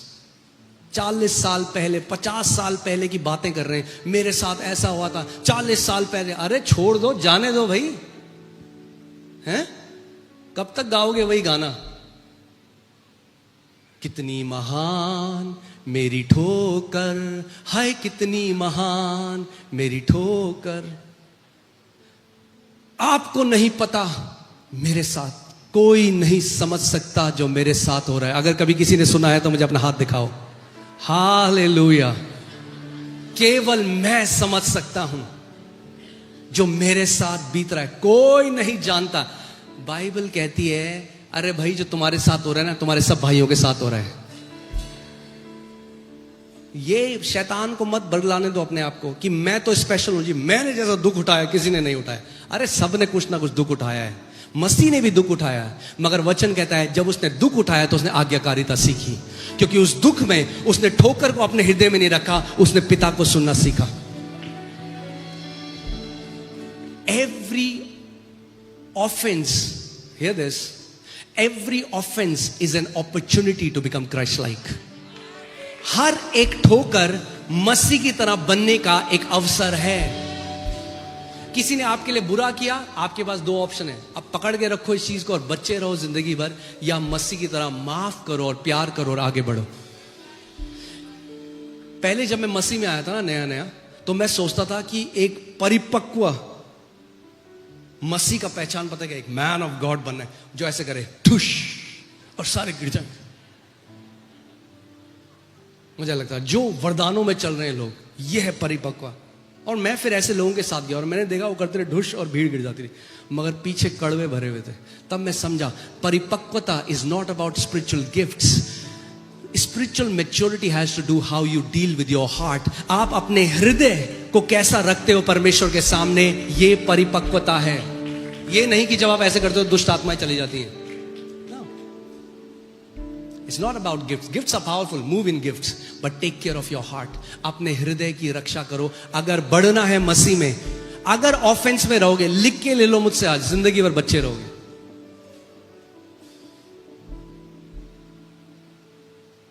मसीह में बच्चे रहोगे। और इसीलिए आधे होता क्या, आप सोचो अगर कोई सेलेक्ट हुआ आर्मी में ट्रेनिंग के लिए, कमांडो की ट्रेनिंग के लिए, और वो भर्ती हुआ और उसके बॉस ने कुछ बोला, कह रहा मैं नहीं कर रहा, मुझे बुरा लग गया, ऐसे बात करियो, चला गया, बनेगा कभी कमांडो अगर ट्रेनिंग से बात रहे? आज क्या करते हैं मसीह, परमेश्वर ने लाता है किसी कलीसिया में, किसी ने कुछ बोल दिया, मैं नहीं रह रहा इस कलीसिया में, दूसरी कलीसिया जाते हैं। फिर वहां किसी ने कुछ, मैं नहीं रह रहा यहाँ पे, कंपनी जॉब करते हैं, बॉस ने बोला मैं छोड़ रहा हूँ ये कंपनी, शादी करी मैं छोड़ रहा हूँ ये शादी, और जिंदगी भर अपनी जिंदगी नरक बना लेते हैं। Because they have an exit mentality, they are trying to exit the trainings father is trying to put them in. जिस दिन अपनी नौकरी को एक ट्रेनिंग देखने लग जाओगे, जिस दिन देखने लग जाओगे, जो हमारी सराउंडिंग्स है, पिता हमें उससे भी सिखाता है। अगर आप, कई लोग कहते हैं हमें सेवकाई करनी है, हमें सेवकाई करनी है, और जब कंपनी में मेहनत नहीं कर सकते और जब कंपनी में परिस्थिति बुरी होती है तो कंपनी छोड़ देते हैं, क्या गारंटी कल को जब मिनिस्ट्री में प्रेशर आएगा मिनिस्ट्री नहीं छोड़ोगे?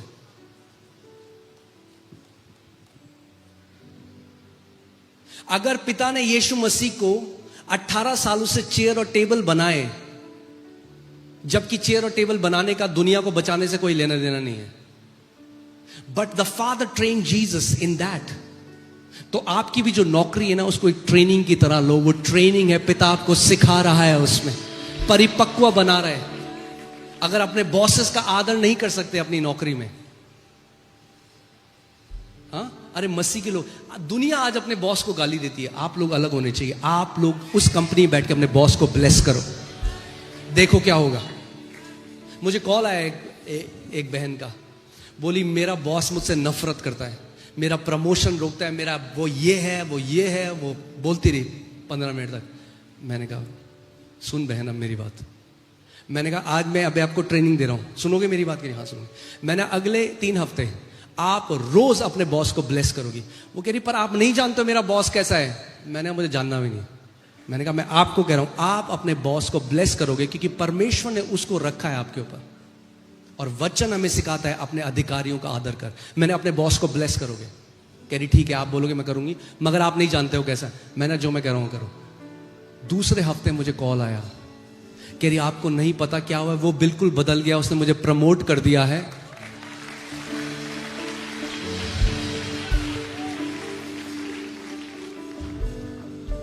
परमेश्वर के पुत्र अलग हैं, हम अलग लोग हैं। ओके, अब क्विकली है थोड़ा कैपेसिटी और बुक है। ओके ठीक है, ये फ्लो बहुत डेंजरस हो जाता है।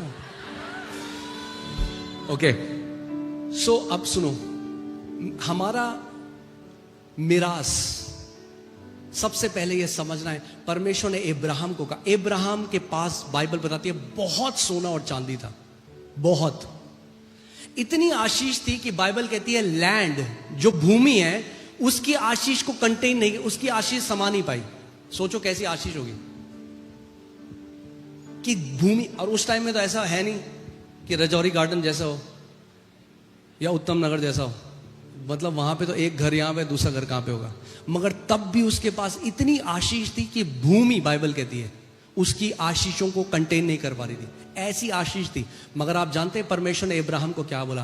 बोला इब्राहिम मैं तेरा उत्तम भाग और प्रतिफल हूं, आई एम योर पोर्शन, मैं हूं तेरा उत्तम भाग इब्राहिम, तेरा सोना चांदी नहीं।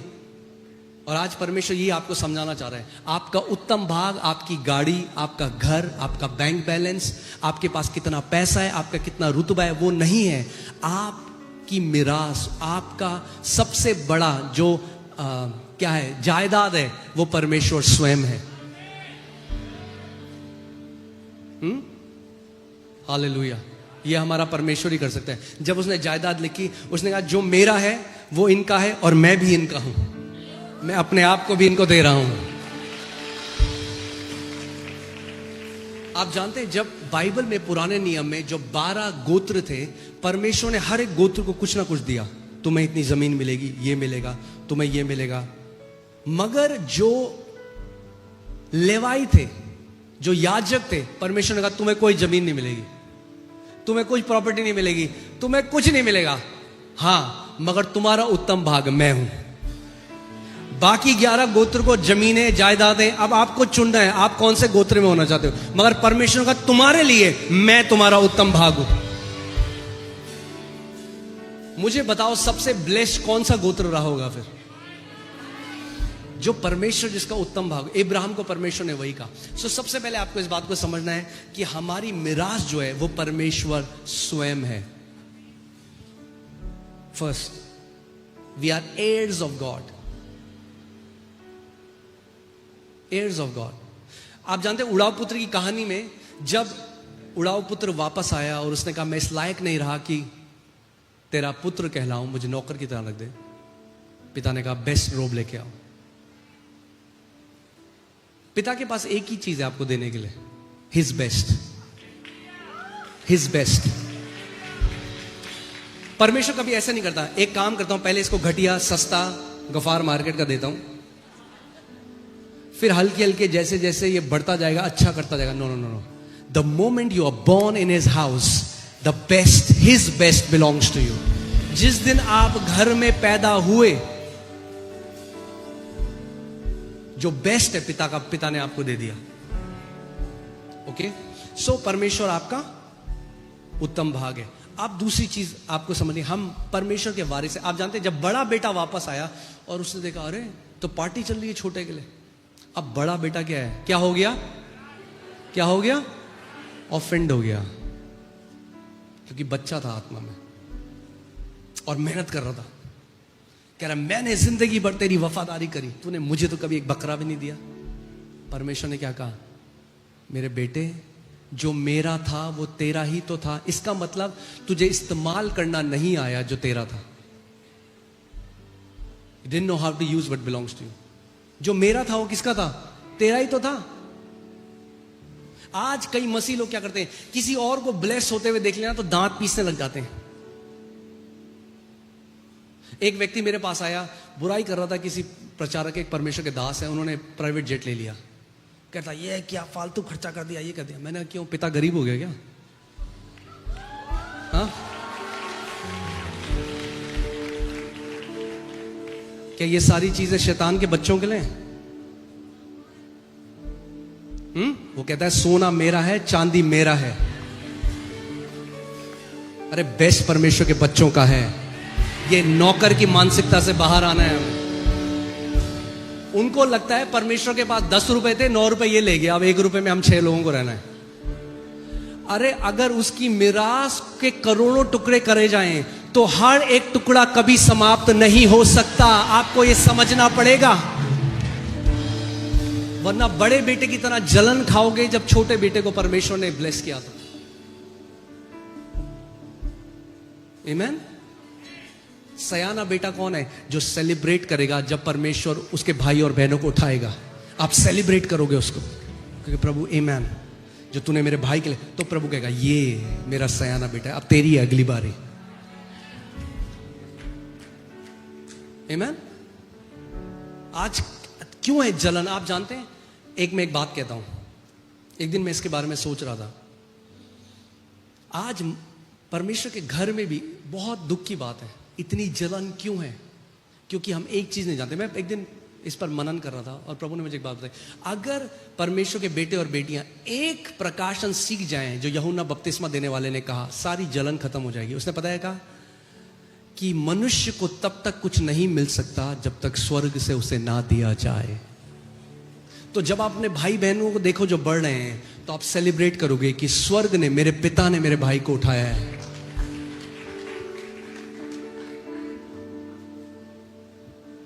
आमीन। मनुष्य को तब तक कुछ नहीं मिल सकता जब तक स्वर्ग से ना दिया जाए। तो जो उनके पास है स्वर्ग ने दिया है, सेलिब्रेट करो।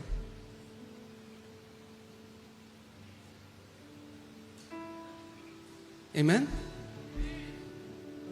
क्योंकि लोग इस बात को नहीं समझते। मैं एक नॉर्वे में था, एक पास्टर के साथ में बात कर रहा था, बहुत अच्छा समय था। तो वो मुझसे कुछ सवाल पूछ रहे थे और मैंने उनको कुछ बात बताई जिससे उनकी धारणा बदली। मैंने उनको कहा, मैंने कहा पास्टर एक बात समझो, आप समुद्र के आगे खड़े हो, आपके बगल में बंदा आया और वो बाल्टी से बाल्टी पानी निकाल रहा है, कितना पानी निकाल सकता है कि समुद्र खाली हो जाए? मुझे बताओ, हो सकता है? अगर समुद्र के आगे हो और कोई ट्रक में पानी ले जा रहा है, आप कभी जलन नहीं रखोगे उससे, क्योंकि आप जानते हो समुद्र को कुछ होने वाला नहीं है। Because people don't understand that God's resources are inexhaustible. क्योंकि लोग इस बात को नहीं जानते कि परमेश्वर का जो प्रबंध है वो खत्म नहीं हो सकता। कभी आप जलन नहीं खाओगे। आप कहोगे अरे ले जा तू बाल्टियां भर भर के, मेरे लिए परमेश्वर ने पूरा समुद्र रखा है मेरे सामने। When we see God's limited, पैसा बर्बाद कर रहे, पैसा बर्बाद कर रहे, पैसा बर्बाद कर रहे, ये सबसे पहले बाइबल में किसने कहा था? किसने कहा था? किसने कहा था? यहूदा ने, जो चोर था। कह रहा पैसे बर्बाद कर दिए, यीशु के पांव में डाल दिए, पैसे बर्बाद कर रहे, पैसे बर्बाद कर रहे। एक व्यक्ति मेरे पास आए, ये लाइट लगाने की क्या जरूरत है, पैसे बर्बाद कर रहे हो। मैंने तेरे पैसे का लगाया क्या? अरे हमारे पिता का घर है, हम बेस्ट करेंगे अपने पिता के घर के लिए, बेस्ट करेंगे, बेस्ट। अभी तो क्या कर रहा है, अभी देखो जो होने वाला है। The best belongs to our Father. Amen. कोई जाके अमेरिकन एम्बेसी में बोलेगा, अमेरिकन एम्बेसी का ऑफिस करना, क्या पैसे वेस्ट कर दिए, कारपेट लगा दिया आपने। अरे अमेरिकन एम्बेसी है, अरे तो ये भी तो स्वर्ग की एम्बेसी है। अरे कलीसिया स्वर्ग की एम्बेसी है, क्योंकि हमारा दिमाग अभी खुला नहीं। स्वर्ग की एम्बेसी है भाई कलीसिया। हाँ,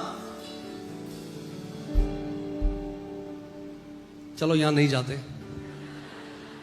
कुछ लोग ऑफेंड ना हो जाए।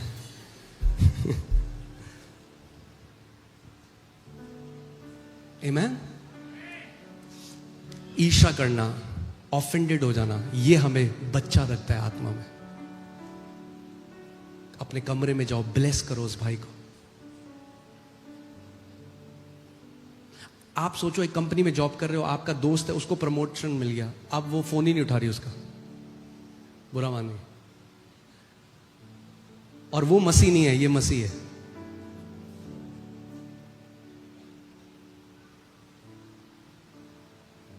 सोचो क्या होगा अगर आप ब्लेस करने लगे। मैं आपको बता रहा हूं, अगर आपने नहीं किया आज से करके देखो, करके देखो। आपके आसपास जिन लोगों को प्रभु उठाता है उनको ब्लेस करने लग जाओ। प्रभु तेरा धन्यवाद, हर एक अच्छा दान और वरदान ज्योतियों के पिता से आता है। दुख की बात पता क्या है? जब परमेश्वर किसी को उठाता है, rather than that कि हम उस अनुग्रह के सहभागी हो जाएं, हम उनके साथ लड़ने लग जाते हैं, ईर्ष्या से बढ़ जाते हैं।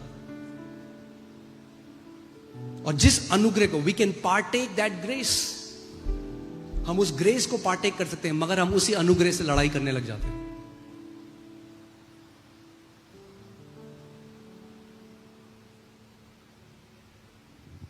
आमीन।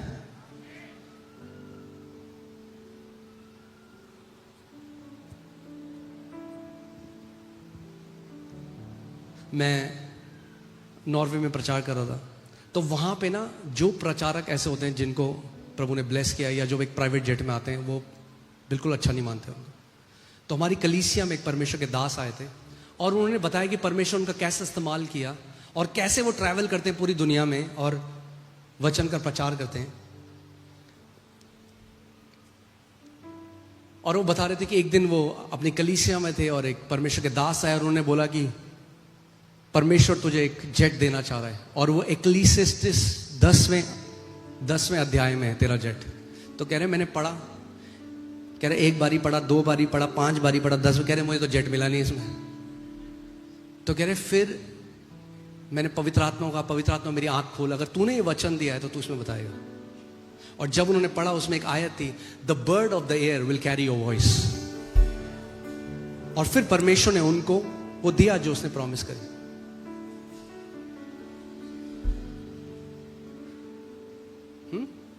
आप देखते हैं घरों में भी ऐसा होता है, नॉर्मल परिवारों में भी ऐसा होता है। अगर एक बच्चे को कुछ दिया पिता ने तो दूसरे भाई बहन जलन खा जाते हैं, मगर उसके परिवार में ऐसा नहीं होना चाहिए। हम लोग अलग लोग हैं, हम लोगों को सेलिब्रेट करना है। ओके, सो ऑलराइट, ठीक है। मैं जल्दी से आपके बता, ये तो हमने परमेश्वर का तो हमने पा लिया। परमेश्वर क्या है? हमारा मिरास है। परमेश्वर स्वयं मिरास है। You are heirs of God and joint heirs with Christ. अब ये मसीह के साथ संगी वारिस का मतलब क्या है? परमेश्वर तो हमारा मिरास हो गया, गॉड इज आवर इनहेरिटेंस, जो परमेश्वर का हमारा है। मगर आपको यह भी समझना है, यीशु ने कुछ करके परमेश्वर से कुछ पाया। He received something from the Father. और वो जो यीशु ने पाया वो उसने अपने लिए नहीं, हमारे लिए पाया। आज वो हमारे पास है। It's a sermon in itself, पर मैं जल्दी से आपको ये बात बता देता हूं। ओके, या अगले हफ्ते बताएं? ओके, रेवलेशन 5:12, प्रकाशित वाक्य 5:12, योग्य है वो मेमना जो वध किया गया। क्या है? और वे ऊंचे शब्द से कहते थे कि वध किया हुआ मेमना ही, बोलो, सामर्थ और धन और ज्ञान और शक्ति और आदर और महिमा और धन्यवाद नहीं, एंड ब्लेसिंग, आशीष के योग। These are the 7-fold inheritance we have in Christ. जो मसीह वध किया गया, उसने ये 7 चीजें। सबसे पहला है पावर। जब आप मसीह में बढ़ने लग जाते हो तो power starts to manifest from your life. डूनामिस starts to manifest from your life. Kids can not walk in power. बच्चे पावर में नहीं चल सकते, मगर जैसे आप मसीह में बढ़ने लग जाते हो, the power starts to function through you. जो शब्द है डूनामिस, इसका मतलब है मिरेकल वर्किंग एबिलिटी, चमत्कार करने की सामर्थ्य। और मसीह ने ये जो मिरास है, ये आपके और मेरे लिए रखी है। बोलो पावर। हमें पावर की जरूरत है इस पृथ्वी में, क्योंकि कितने सारे ऐसे लोग हैं जो बीमारियों में हैं, कितने सारे लोग दुष्ट आत्माओं के चंगुल में हैं। उनको छुड़ाने के लिए अच्छा कहानियां उनको नहीं छुड़ा सकती। It's only power. Many believers are trying to counsel the demons. You cannot counsel the demons. You have to kick them out by force.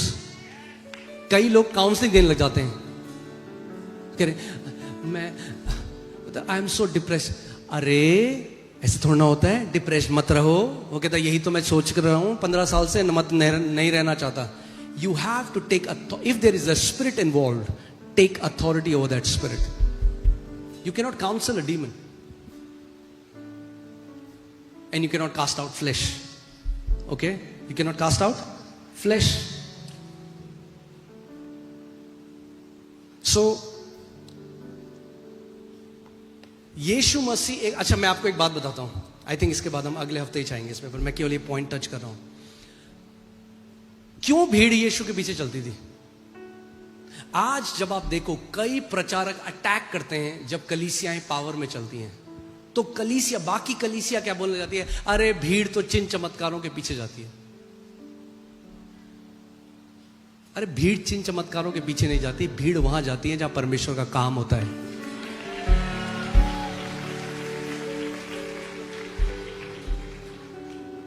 भीड़ बेवकूफ नहीं है, यीशु के समय में भी नहीं थी और आज भी नहीं है।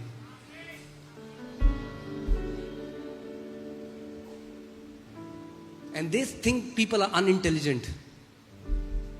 The Bible says a great multitudes followed Jesus because of the signs which he demonstrated on the disease. एक बड़ी भीड़ यीशु के पीछे चलती थी क्योंकि वो चिन्ह और चमत्कार जो वो बीमारों के ऊपर दिखाता था। कहते आप केवल प्रचार करो। कहां बाइबल में लिखा है केवल प्रचार करो? मैंने तो नहीं पाया। कहां लिखा है मुझे बताओ। यीशु ने कहा दुनिया के जगत के छोर में जाओ और केवल सुसमाचार प्रचार करो, full stop. The church has put full stop where God has put comma. He said go into all the world, comma, preach the gospel, comma, heal the sick, comma, cast out demons, comma, cleanse the lepers, comma, raise the dead. That is the full commandment. एक कलीसिया जो केवल प्रचार करती है मगर परमेश्वर के काम नहीं होते, they are not obeying the full commandment of God. वो परमेश्वर की पूरी आज्ञा को नहीं मान रही है. Amen? And hear this, it's not just for leaders. Otherwise we have lost the purpose of fivefold ministry. सामर्थ केवल उनके लिए नहीं है जो अगुए हैं, वो सामर्थ में चलेंगे. अरे वो अगुए कलीसिया को सिखाएंगे कि आप सब सामर्थ में चल सको. That's the heart of the Father. All of you, आप सारे लोग परमेश्वर की सामर्थ में चलो. ये मेरी इच्छा है. आप सारे लोग बीमारों को चंगा करो, आप सारे लोग दुष्ट आत्मा को निकालो, आप सारे लोग मसीह के लिए बड़े बड़े काम करो. तब एक कलीसिया की सक्सेस है. एक वो कलीसिया जहां केवल अगुआ ये करता है और बाकी लोग नहीं कर सकते, is not a successful church. अगर एक कोच बहुत अच्छा खेलता है मगर उसके प्लेयर्स नहीं खेल सकते, that means is a bad coach. मगर अगर कोच लोगों को सिखाए अपने प्लेयर्स और प्लेयर्स खेलें, खेलना आपको है. कोच फील्ड में खेलने नहीं जाता, ये तो ट्रेनिंग है. आप अपने कॉलेजेस में, अपनी यूनिवर्सिटी में, अपने बिजनेसेस में, अपने ऑफिसेज में, जहां कहीं मार्केट प्लेस में, जहां कहीं आप हैं, वहां आप जाते हो एक सामर्थी गवाह बन के. तब आपका संडे को यहां आने का फायदा है. That's what fivefold ministry is for, that you mature as a son. सोचो क्या हो जाएगा अगर आप में से हर एक व्यक्ति एक सामर्थी गवाह. मैं आपको बताऊं, 4 हफ्ते, मैं अब एग्जैजरेट नहीं कर रहा हूं, ध्यान सुनना मैं क्या कर रहा हूं. अगर आप सब लोग अपनी जगह पहचान गए एक पुत्र की तरह और परमेश्वर के सामर्थ में जाए, 4 हफ्ते के अंदर कोई स्टेडियम दिल्ली में नहीं बच सकेगा जहां हम मिल सकेंगे संडे को. 2 लड़कियां हैं पौड़ी में जिन्होंने मसीह को पाया, मैं उनको जानता हूं. 2 लड़कियां, वो एक मेथोडिस्ट चर्च में जाती थी जहां पे 30-40 लोग आते हैं. 2 लड़कियां, वो आग से भरी, पवित्र आत्मा से भरी. और उनमें से जो एक बेटी है, वो हमारे, जब मैं छोटा था, हमारे पंडित जी थे, विनोद पंडित जी, उनकी बेटी है. वो प्रभु में आई, ऑन फायर, आग से भरी हुई. वो दोनों जाते थे पावर, परमेश्वर की सामर्थ में. दुष्ट आत्माएं निकल रही हैं, वो लोगों के लिए प्रार्थना कर रही हैं, वो हील हो रहे हैं. उन दोनों लड़कियों ने, वो जो चर्च 20-30 साल से 40 लोगों का चर्च था, उस चर्च में 3 महीने में 200 से ऊपर लोग भर दिए उन्होंने. 2 बेटियों ने. तो सोचो क्या हो जाएगा अगर इस कलीसिया के सारे बेटे और बेटी अपनी जगह ले लेंगे और एक सामर्थी गवाह बन जाएंगे. हाँ, स्टेडियम में जाना पड़ेगा. फिर तो स्टेडियम में जाना है तो आपका एक काम है.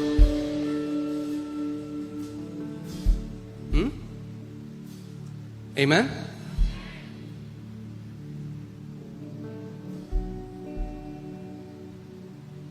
आपको ये समझना पड़ेगा, ये माइंड से चेंज करना पड़ेगा. मैं सिक्किम में पास्टर्स की कॉन्फ्रेंस लेता हूं, मैं सारे पास्टर्स को यही चीज सिखा रहा था वहां पे. कई पास्टर्स एक बात नहीं समझते. वो समझते हैं छोटी कलीसिया गॉडली कलीसिया और बड़ी कलीसिया अनगॉडली कलीसिया. कई लोगों को भी ये सिखाया जाता है आज. बड़ी भीड़ है जहां, वहां मत जाओ. छोटा जो झुंड है वहां रहो. It's not about big and small. अब मैं आपसे एक सवाल पूछता हूं, अगर दिल्ली में एक नया चर्च शुरू हो, जिस चर्च का नाम है जीसस क्राइस्ट चर्च, और जहां का पास्टर प्रभु यीशु मसीह स्वयं है, यीशु मसीह संडे को आ रहा है वहां प्रचार करने के लिए, मुझे बताओ कितने लोग आएंगे उस कलीसिया में? बताओ मुझे कितने लोग आएंगे? बताओ, क्या 20-30 लोग आएंगे वहां? पूरा दिल्ली वहां होगा. अरे तो उस यीशु का ही तो प्रचार कर रहे हैं हम हर संडे यहां से. वो यीशु ही तो प्रकट होता है यहां से. अगर यीशु देह में आके पूरा दिल्ली उस जगह चला जाएगा तो फिर हम उसी यीशु के तो प्रतिनिधि हैं. That's what people don't understand. Church growth is not an option as long as the people are perishing. अगर मैं सोचूं, ओ मेरे अब 200 लोग हो गए, मेरे 400 लोग हो गए, मेरे 1000 लोग हो गए, अब मैं बढ़िया हूं, तो मैं सेल्फिश हूं क्योंकि लोग नाश हो रहे हैं. अगर लोग नाश हो रहे हैं तो कलीसिया को लगातार बढ़ना पड़ेगा. लगातार बढ़ना पड़ेगा. हमें अपने फाटकों को, अपने क्या बोलते हैं उनको, खंभों को तानते रहना पड़ेगा, बड़ा करते रहना पड़ेगा, क्योंकि लोग अगर लगातार बचाए जाएंगे और घर में आएंगे तो क्या होगा? अरे अगर एक घर है और उसमें बच्चे पैदा होते जा रहे हैं तो घर बड़ा करना पड़ेगा ना। Amen? A living church is a growing church. Amen? और आप जानते हैं पहली कलीसिया, जब एक्ट्स में कलीसिया का जन्म हुआ, पहले दिन church was a mega church, 3000 people, 3000 लोग। इसका मतलब ये नहीं हम घरों में नहीं, हम घरों में भी मिलते हैं। They used to meet in temple courts, a big gathering. They used to meet in houses, small gathering.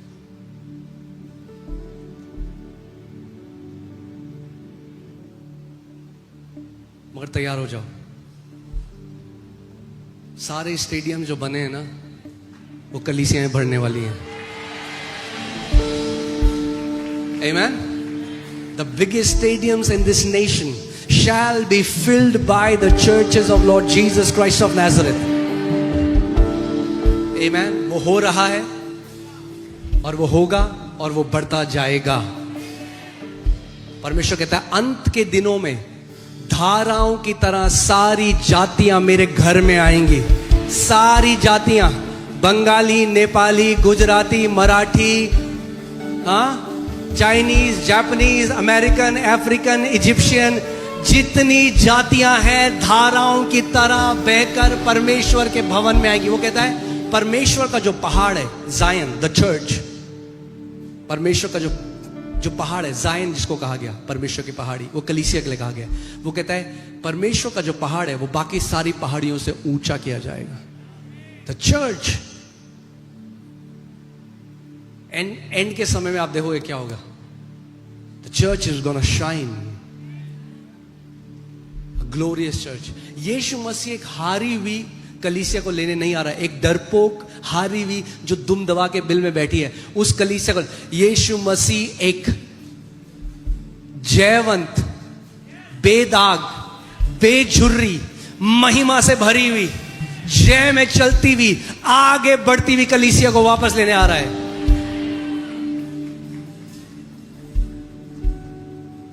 Amen? बस ये दिस, और मैं कहूंगा फिर हम प्रार्थना करेंगे। आत्मा में जब तक आप चाहोगे आप उतने ही एज के रहोगे, अगर आप बढ़ना नहीं चाहते तो। अगर आप खुश हो केवल संडे को आके संडे चर्च में, तो आप वहीं तक रहोगे। आपकी असली ट्रेनिंग है मंडे से सैटरडे, मंडे से सैटरडे। याद रखना, आप परखे जाओगे पैसों में अपने ऑफिस में। अरे ये थोड़ा गलत काम कर ले, ये थोड़ा पेपर चेंज कर ले, ज्यादा पैसे मिल जाएंगे। ये सारी चीजें डिसाइड करेंगी कि कैसे उत्तराधिकारी आप बनोगे। But if you stand your ground, if you keep growing in the lord, आप जानते हैं जब मसीह वापस आएगा, how many people know about the 1000 reign of Christ? वो पृथ्वी पर राज्य करेगा, पता है आपको? Yeshu Masih, there will be one king on this earth, एक राजा होगा इस पृथ्वी पे। वो जब राजा होगा तो बाइबल कहती है वो कई अपने लोगों को नेशंस, कईयों को शहर, कईयों को गांव रूल करने के लिए देगा। सो जैसे आप देखते हो डीसीपी इस एरिया का, एसपी इस एरिया का, ये डीजी इस एरिया का, हाँ, ये चीफ मिनिस्टर, ये अभी पृथ्वी के राज्य का देख रहे हो। ऐसे ही उसके राज्य में भी होंगे जब वो वापस आएगा। कई चीफ मिनिस्टर होंगे, कई एसपी होंगे, कई एसीपी होंगे, कई एसएचओ होंगे, हाँ, कोई आर्मी ऑफिसर जैसा है, एरिया गवर्न करने के लिए देगा। किस हिसाब से? जैसा जीवन आपने इस पृथ्वी पे जिया। वो कहता है धन्य हैं वे जो दीन हैं, क्योंकि वे पृथ्वी के क्या होंगे? अधिकारी होंगे। पृथ्वी में जब लोगों ने एंट्रेंस एग्जामिनेशन लिखा, पढ़ाई करी 14-14 घंटे, तो आईएएस ऑफिसर बने। आपको क्या लग रहा है? आप जब परमेश्वर में समय बिता रहे हो, वो भी तैयारी है एक अधिकारी बनने की।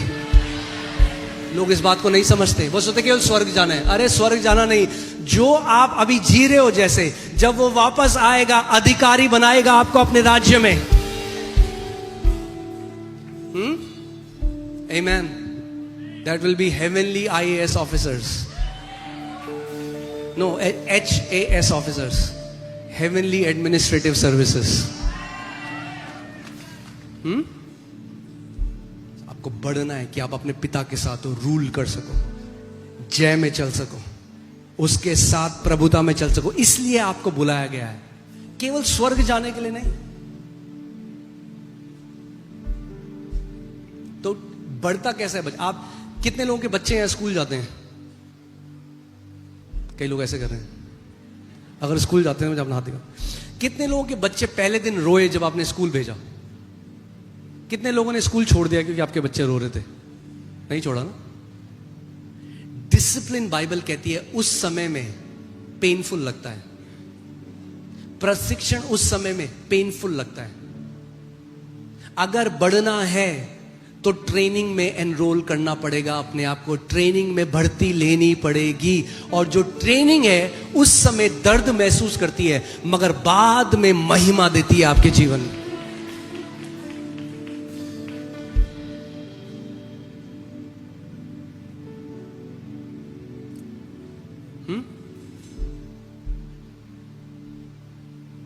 एक बार एक व्यक्ति ने अपनी बीवी को बोला कि मेरा आज बिल्कुल कलीसिया जाने का मन नहीं है, मैं नहीं जाना चाहता। उसकी वाइफ ने कहा मैं आपको तीन रीजन देती हूं, 3 कारण देती है क्यों आपको चर्च जाना चाहिए। कहती है पहला, क्योंकि मैं पूरी तैयार हो चुकी हूं। कहती है दूसरा, बच्चे तैयार हो चुके हैं। और कहती है तीसरा, क्योंकि आप चर्च के पास्टर हो।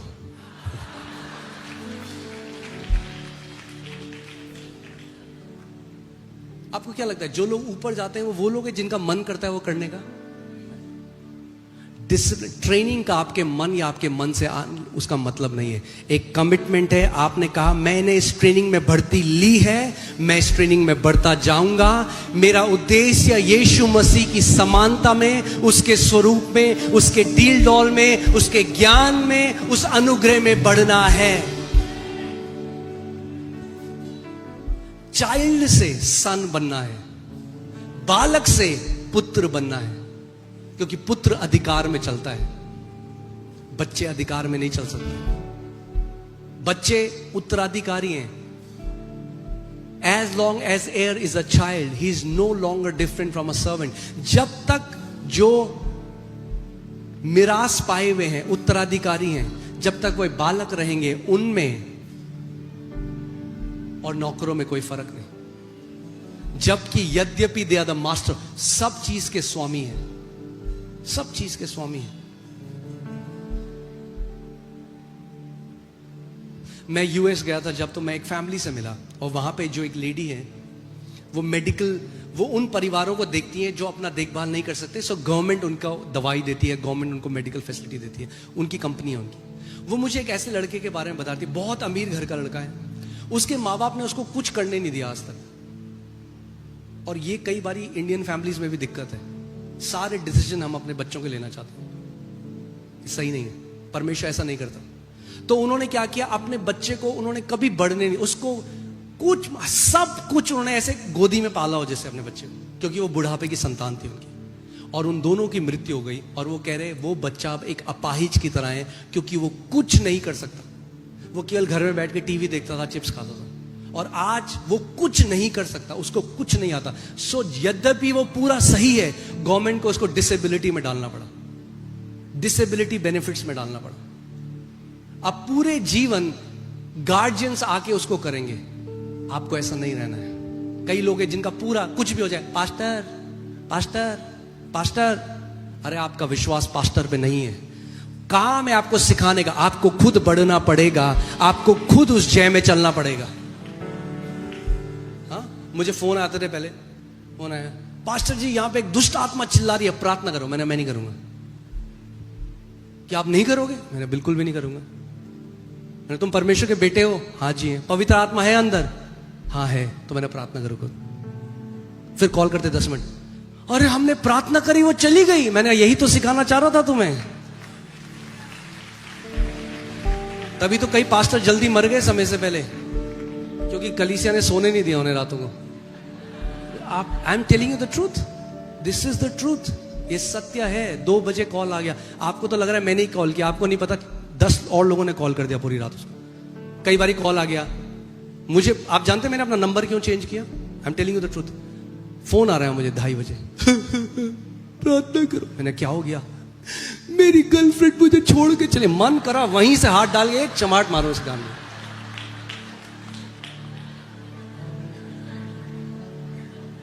हाँ, गर्लफ्रेंड छोड़ के चली गई।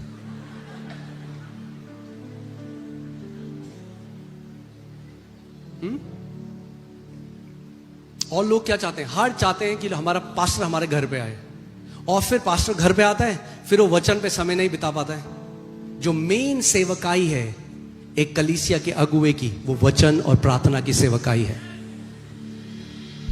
आपका ये रिस्पॉन्सिबिलिटी कि आपकी कलीसिया के अगुवे को वो हम करेंगे काम कि ताकि वो परमेश्वर के वचन और प्रार्थना की सेवकाई कर सके, ताकि संडे को जो वचन आए वो हमारे लिए आए और हमारा जीवन बदले। मुझे एक बार फोन आया,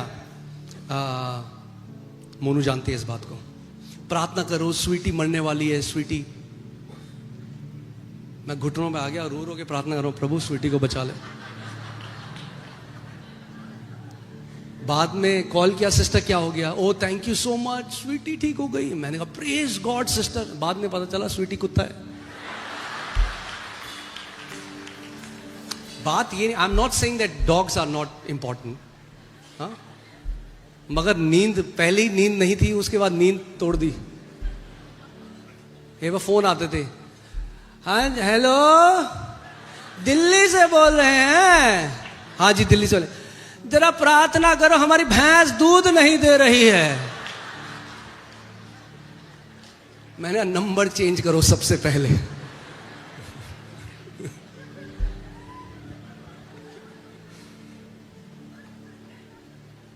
क्यों आपको लगता है यीशु भीड़ से अलग जाके पहाड़ पे अकेले चला जाता था? क्योंकि अगर वो पिता के साथ समय नहीं बिताता तो फिर भीड़ के साथ कुछ भी नहीं हो सकता था। हम इस कलीसिया नहीं आएंगे क्योंकि यहां पास्टर हमारे घर नहीं आता। उसके घर तो जाता है, इसलिए मैंने कहा किसी के घर नहीं जाएंगे। टीम बनाएंगे जो घर विजिट करेगी, कि ताकि वो कर सके जिसके लिए परमेश्वर ने बुलाया है।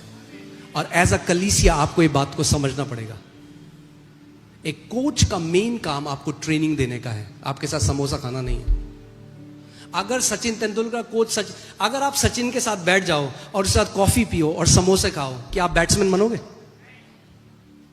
पिक्चर देखने जाओ सचिन के साथ, उसके साथ रहो, बैट्समैन बनोगे? That's the proximity to the leaders will not transform you, adhering to the teachings that they give will transform you. उनके साथ पास आके आपका जीवन नहीं बदलेगा। जो शिक्षा वो देते हैं उस शिक्षा में चलने से वो बदलाव आता है। अब कोई समोसा खा ले सचिन के साथ सुबह और शाम, उसका दोस्त, वो अच्छा बैट्समैन नहीं होगा। मगर एक व्यक्ति जो ट्रेनिंग में आए, सचिन की एकेडमी में आए और बैट चलाना सीखे, वो ज्यादा अच्छा बैट्समैन हो जाएगा। इट्स द ट्रेनिंग, आपको ट्रेनिंग सीखनी पड़ेगी। आमीन। आइए हम सब खड़े हो जाएं। Thank you father, hallelujah.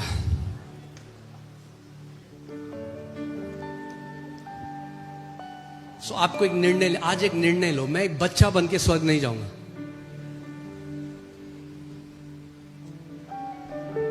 कितने लोगों ने सुना है जो लोग मरने वाले हैं या मरते हैं फिर वापस आ जाते हैं, नियर डेथ एक्सपीरियंस जिनके होते हैं, वो लाइट को देखते हैं। सुना आपने? लाइट को देखते हैं। जो लोग नया जन्म नहीं पाए ना, जब वो परमेश्वर को देखते हैं तो वो यूजुअली लाइट को देखते हैं। मगर जब आप नया जन्म पा जाते हो, आत्मा में परिपक्व हो जाते हो, आप यीशु को देखने लग जाते हो। पौलुस जब तक उसका नया जन्म नहीं हुआ था, जब यीशु ने उससे बात करी तो उसने क्या देखा? लाइट देखी। बाद में जब यीशु उसके कमरे में आया तो उसने क्या देखा? यीशु को देखा, केवल आवाज सुनी थी पहले। If your spirit man is not, आपका आत्मा अगर परिपक्व नहीं हुआ, आप नहीं देख सकते उसको। मगर जब आत्मा परिपक्व हो जाएगा तो देखने लग जाओगे, सुनने लग जाओगे। कितने लोग परिपक्व होना चाहते हैं? ओके, इसीलिए संडे को भी जो हम आ रहे हैं, ये ट्रेनिंग है। आमीन। ट्रेनिंग के लिए आ रहे हैं कि हर एक वचन जो हमें दिखाया जाता है, सिखाया जाता है, उस वचन को पूरे हफ्ते हम मनन करें, अपने हृदय में डालें, बढ़ें परमेश्वर के राज्य में। आइए अपने हाथों को उठाएं, कम ऑन। और परमेश्वर से जैसे हम आराधना कर रहे हैं, यू मेक अ कमिटमेंट। आप परमेश्वर के लिए अनुग्रह मांगो, बोलो प्रभु मैं तेरे राज्य में बढ़ना चाहता हूं, मैं एक बच्चा नहीं रहना चाहता प्रभु, I want to grow, I want to mature, मैं एक बालक से एक पुत्र बनना चाहता हूं।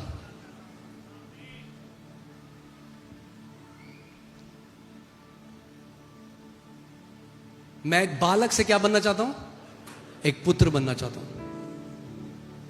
Come on, the grace will come, वो अनुग्रह आएगा।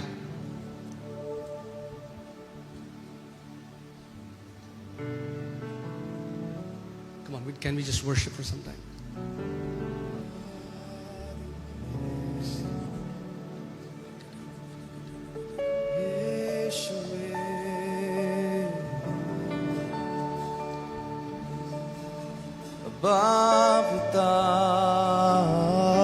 Come on, ask for that grace. बोलो प्रभु वो अनुग्रह मुझे दे कि मैं बढ़ता जाऊं।